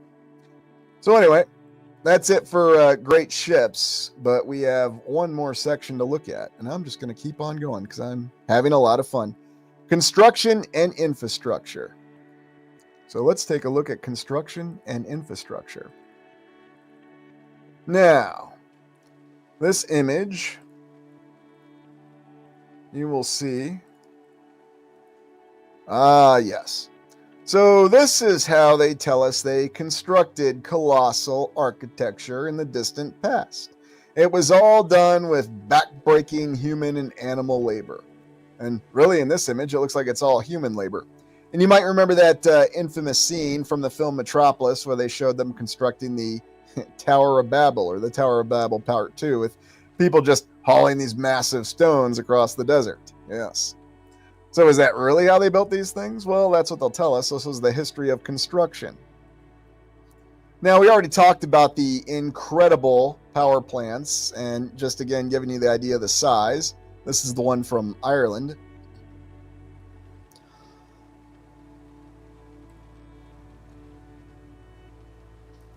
Excuse me. Anyway, yeah, I know I'm not taking a break, but that's okay. I'm pushing myself. It's all good. But then you see it here. And what exactly is going on with how they have this arrayed in here? How much effort did this take to build?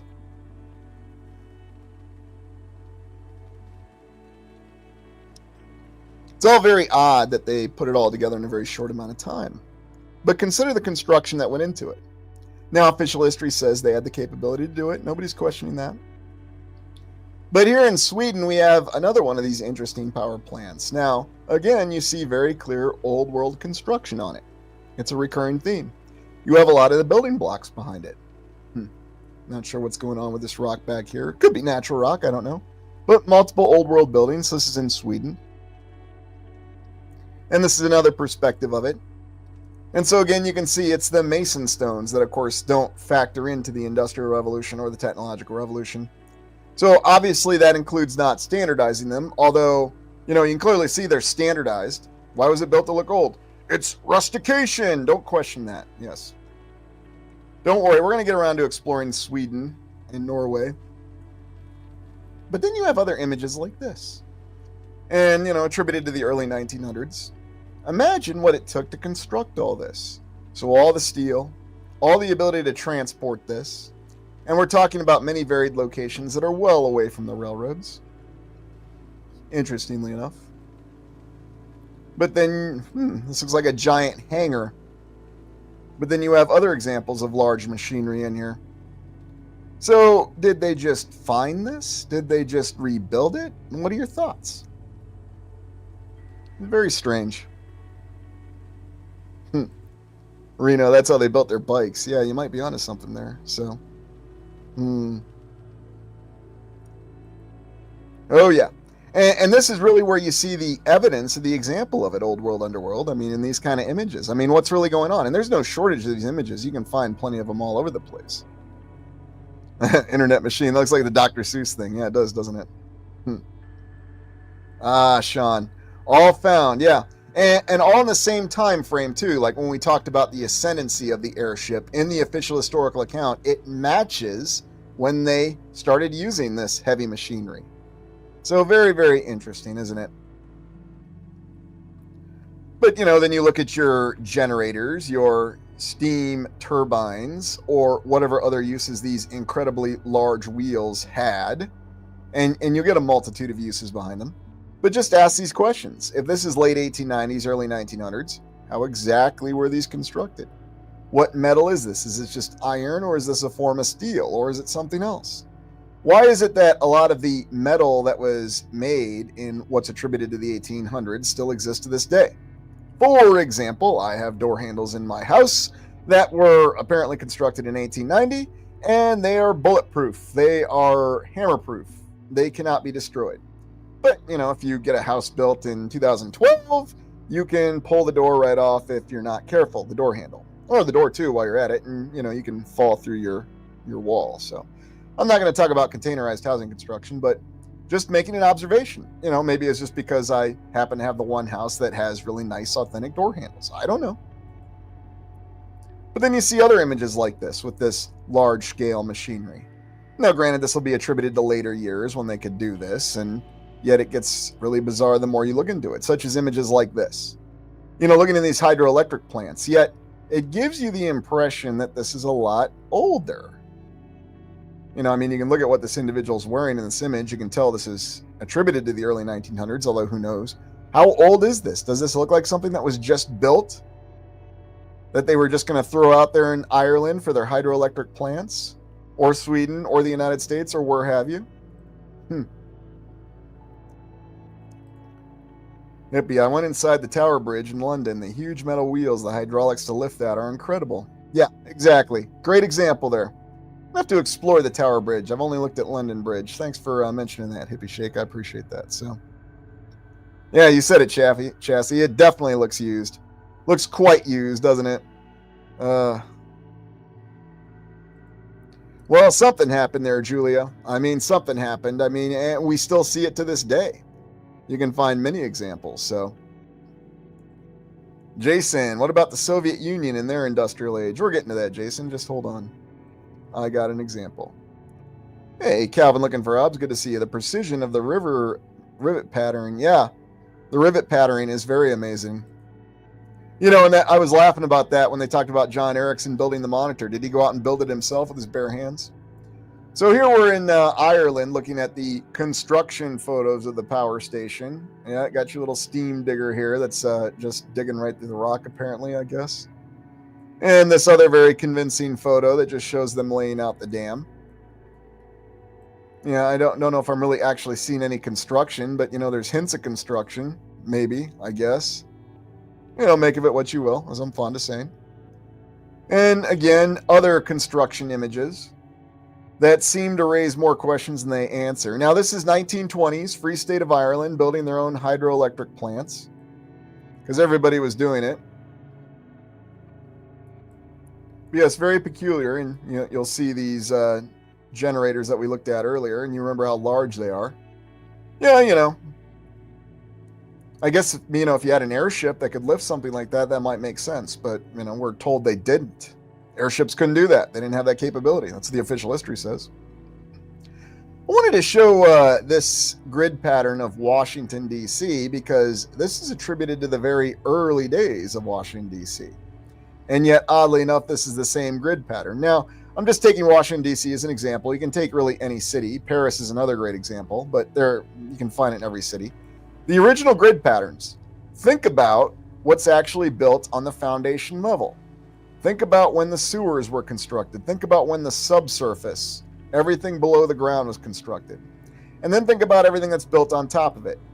They say, we're informed, I should say, that the original plan for Washington, D.C. comes from prior to the 1800s.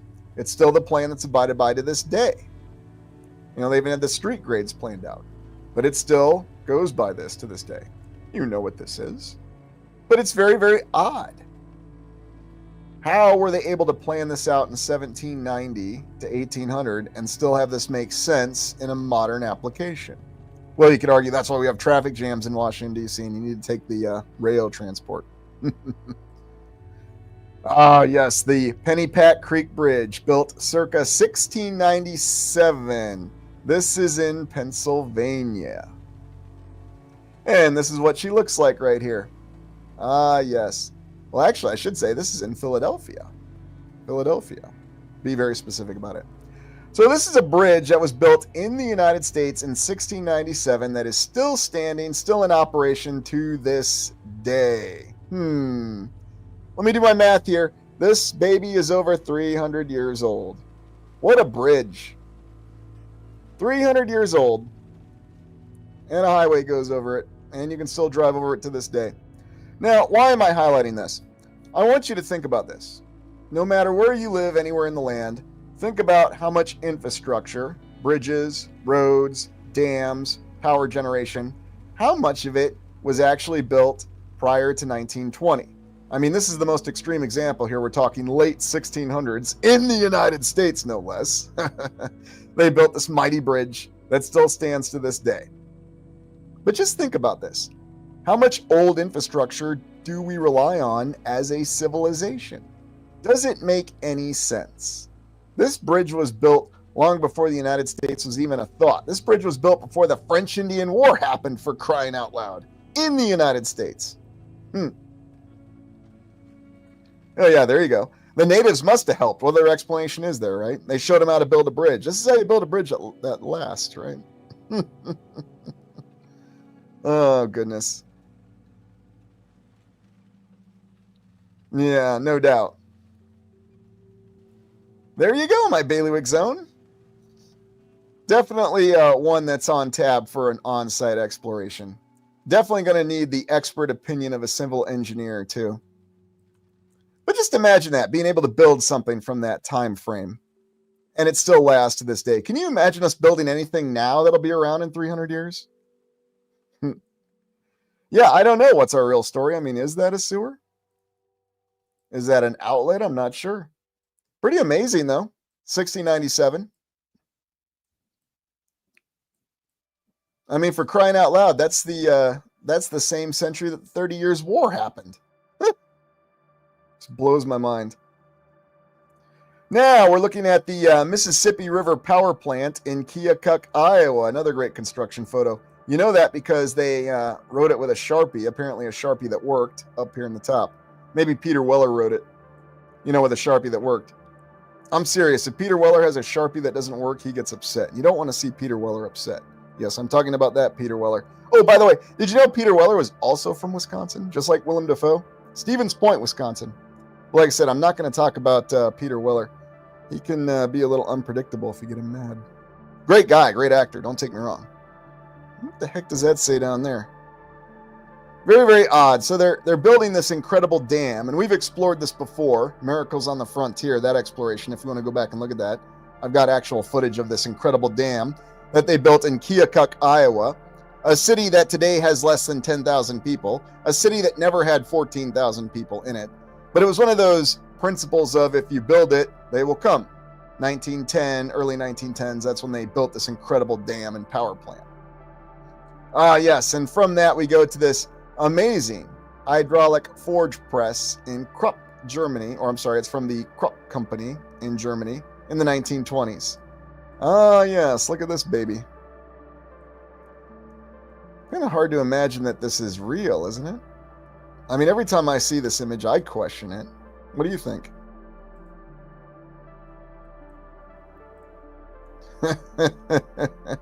Yeah, no doubt. Sean P., it's a transformer. Yeah, it might be for all we know. Well, okay, see, you can never get enough of those wheels and pulleys, Yeah, I don't know. I mean, and I'll be honest with you. I question this image every time I see it, but, we're assured that it's an authentic image, I guess. I don't know. Just incredible, 1920s. Well, no wonder they could build those colossal pieces of equipment in Germany. And why during World War II they had all those grandiose ideas to build those incredibly large vehicles and those amazing railguns. I mean, if you've got equipment like this, yeah, you may as well build colossally. Just made up a word. Silly me, I made up a word that doesn't exist. So going back to that earlier consideration, when did they actually have the steam shovel? You might remember we had Teddy Roosevelt himself operating one when they were building the Panama Canal at the start of the 1900s. But, what's its capability? What can it really do? You would think that there would be all kinds of issues with this steam shovel, mechanical issues and so on and so forth. I mean, if you're ever in any kind of modern vehicle or modern tracked vehicle, there's all kinds of mechanical issues with it. And that's with a modern turbine that runs on jet fuel, JP8. Yes, of course, I'm talking about the venerable United States M1A1 or M1A2 or A3 or whatever they're at now, main battle tank, as they call it. That thing has all kinds of mechanical challenges. But, you just have to work on it. I don't know. What was the capability of this? Very, very odd. There you go, Adam. Yeah, Fred Flintstone would know. Chassis. If that was real, how did they even destroy it? Well, you never know. Fire can destroy all kinds of things, apparently, chassis. So, that's rather hard to say. Hey, Philip. Yeah, architects founded it. No doubt about it. So I don't know. I mean, we look at all this incredible equipment with its colossal size. What to really say about it? And it's hard to really come to a conclusion. Now, this is that the hydroelectric plant that's in that incredible dam that they built in Keokuk, Iowa. Remember, a city not at 10,000 people. The real Lucius Aurelian may be in this photograph somewhere. Maybe not. But here's what it looks like. The old black and white image. Show this massive power plant that's in this building and then this incredible dam all across the entire Mississippi River. In this small town that seems to have been lost to time. It's really strange. Now, the official count says they were building this in Keokuk because they expected Keokuk to basically become like St. Louis. Even though they already had St. Louis, it was already established. This is early 1900s. We're not talking about 1800 or anything here. It's very, very odd. And then, of course, the same kind of hydraulic or hydroelectric equipment. So the question I have is, why aren't we building more of these today? Let's increase our infrastructure. Let's give more people work. Where are all the entrepreneurs to build these things? Well, there's too many regulations. We just don't have enough money. Granted, you can go as far into debt as you want to if you're a nation or corporation, it seems. But maybe that's just me talking. Oh, here's one of the one. I think this is actually in Russia. One of the hydroelectric plants in Leningrad, today's St. Petersburg. Nice floor, huh? I guess that's the kind of floor that you need for a control panel. Or maybe this is Sweden. I'm trying to remember. Maybe this is the one in Sweden, I think. Yeah. What do you need a checkerboard floor for here? Well, maybe you want to play chess or something while you're running your hydroelectric plant. Not really sure. And then I just thought it's interesting looking at some of the original printing presses. We look at papers from the old days. Of course, nobody ever questions how long paper lasts before it breaks down. It's very odd. And then, those upstart Americans, once they figured out the railroad and steam locomotion from the British, they managed to build the railroads a lot faster for some reason and quickly bridge the entire continent. Now, remember that building a railroad is just a little bit more complicated than just laying the tracks all the way out there across infinite miles of land. You also have to build the infrastructure because remember, trains do not go up mountains. Trains do not go down canyons. Trains do not just go through rivers. You have to build bridges, you have to tunnel through the mountains, you have to build amazing tunnels, and you have to have the ability to do it quickly. Well, you just look at the railroad mileage that was built in 20 years, and we've been over this before. But I'm just trying to imagine or think about, building this railway, this north-south railway that went all the way from Southern California up to Seattle. Wasn't there in 1870. It was there by 1890. Well, it's well documented. They did it. It was no problem. Of course, it was no problem. When you can move the gauge of 11,000 miles of track, all here in the South, or what was formerly the Confederate States of America until the end of the United States Civil War, again, according to the official history. When you can move 11,000 miles of gauge of one track in 36 hours, you can do anything, right? Don't question it. But looking at some of the early heavy machinery that was applied for agricultural purposes, like the very rudimentary combine, that's stated to be the official first heavy machinery in 1890. But again, it's all on that compressed timeline. Oh, and you still needed the horsies to pull it, of course, but, because where would you be without your horsies? Why do we have what looks to be a foal right there? That's odd. Who knows? Oh, yeah, so back to that impressive power dam, as they call it, in Keokuk, Iowa. This is the view on the Hamilton, Illinois side. Now, is this really a construction photo? Oh, by the way, there is a 6-minute-long film that documents the construction of this dam. I'd say it's about as convincing as that documentation they have of the Hoover Dam, or the Boulder Dam, as they called it. Yeah, there you go. 1 million miles of track by 1900, no problem. Oh, by the way, Gregory, that's not counting all the places that you can find random railway track in the United States, in any small town or whatever else you have. So, quite fascinating. Duck sauce. I believe that archaeologists may have excavated that much track in 20 years, but not build. And it's funny you say that, because even excavating it, how hard would that be if that's what they did? Cleaning it off, getting it back in service. Oh, that's a good point there, Calvin, looking for Hobbs. California Highway 1 washed out. Yeah, the old, the PCH, right? Pacific Coast Highway. Very, very strange. Hey, Angel Dreams. Homemade paper for cards, and it's ridiculous. Yeah, I don't know. And, last but not least, going back and looking at that hydroelectric plant that they built in St. Petersburg, what was Leningrad at the time, Soviet Union. We've explored St. Petersburg before. And oddly enough, the images look the same. The building looks like it's really old. The equipment looks like it's really old. But this is the Soviet Union, in the nascent days of the Soviet Union, the 1920s, and their 5-year plans to rapidly industrialize. Coincidentally, they were doing it at the exact same time that Ireland was in the 1920s. That's what this is attributed to. Of course, you got the poor workhorsey pulling things across the track. It just seems very peculiar. Of course, the official statement is that the Soviet Union lacked motorized transport. In fact, they did in World War II. That's why they needed all the logistic convoys from the United States to give them that motorized transport. Of course, they could move entire factories to the Urals, and they could produce more T-34 tanks than the rest of the world combined, but at the same time, they still needed that help. And we won't talk about the fact that they were not taken by surprise by the Japanese in the battles of Khalkhin Gol in 1939, but they were taken by surprise by the Germans in 1941, their ideological enemy for hundreds of years. who had betrayed numerous other nations, but somehow those sneaky Germans managed to park a 3 million man army and thousands of tanks on their border. Well, to credit the Red Army, they reported it, but it was ignored. So anyway, not going off on that.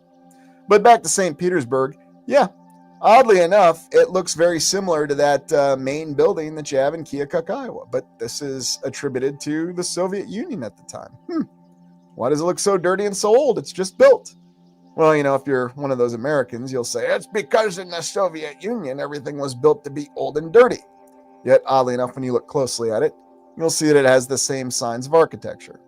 And I would never dare say that anything in St. Petersburg, especially some of the constructions they have there, are old and dirty, like St. Isaac's, for example. But, still operational to this day. And I mean, and you look at this, very modern looking. Who knows what date this photo is attributed to. But it's really odd how in these different nations, different political systems, different economic systems, we see so many similarities and the same application of technology. How do we account for that? Very, very odd.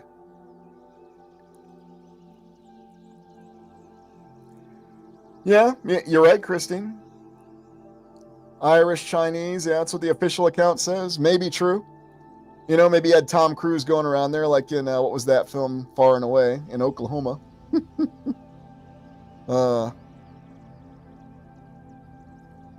Yeah, it does, Macy. It does look like the Hoover Dam works. Scottish engineers. Well, that's where they got the concept of Montgomery Scott from, Random FX, so. Hydroelectric power.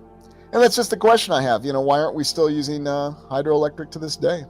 Why isn't it still so prevalent to this day? So anyway, that concludes the exploration. And I really appreciate everyone being here. And please support the channel and hit the like button. I had a lot of fun doing this one. I hope you enjoyed this. Usually I don't just completely go off like this. But what can I say? I couldn't help myself. I'm human. Oh, there you go, Sky Sage. Yeah, Willy Wonka and the Chocolate Factory. Old World Underworld, maybe a recharge station for different machines. No doubt about it. I mean, why is it still attributed as a power station? Mr. Something Else, Octopus Generators, I like that. Yeah, Metropolis may well be a history film. No doubt about it.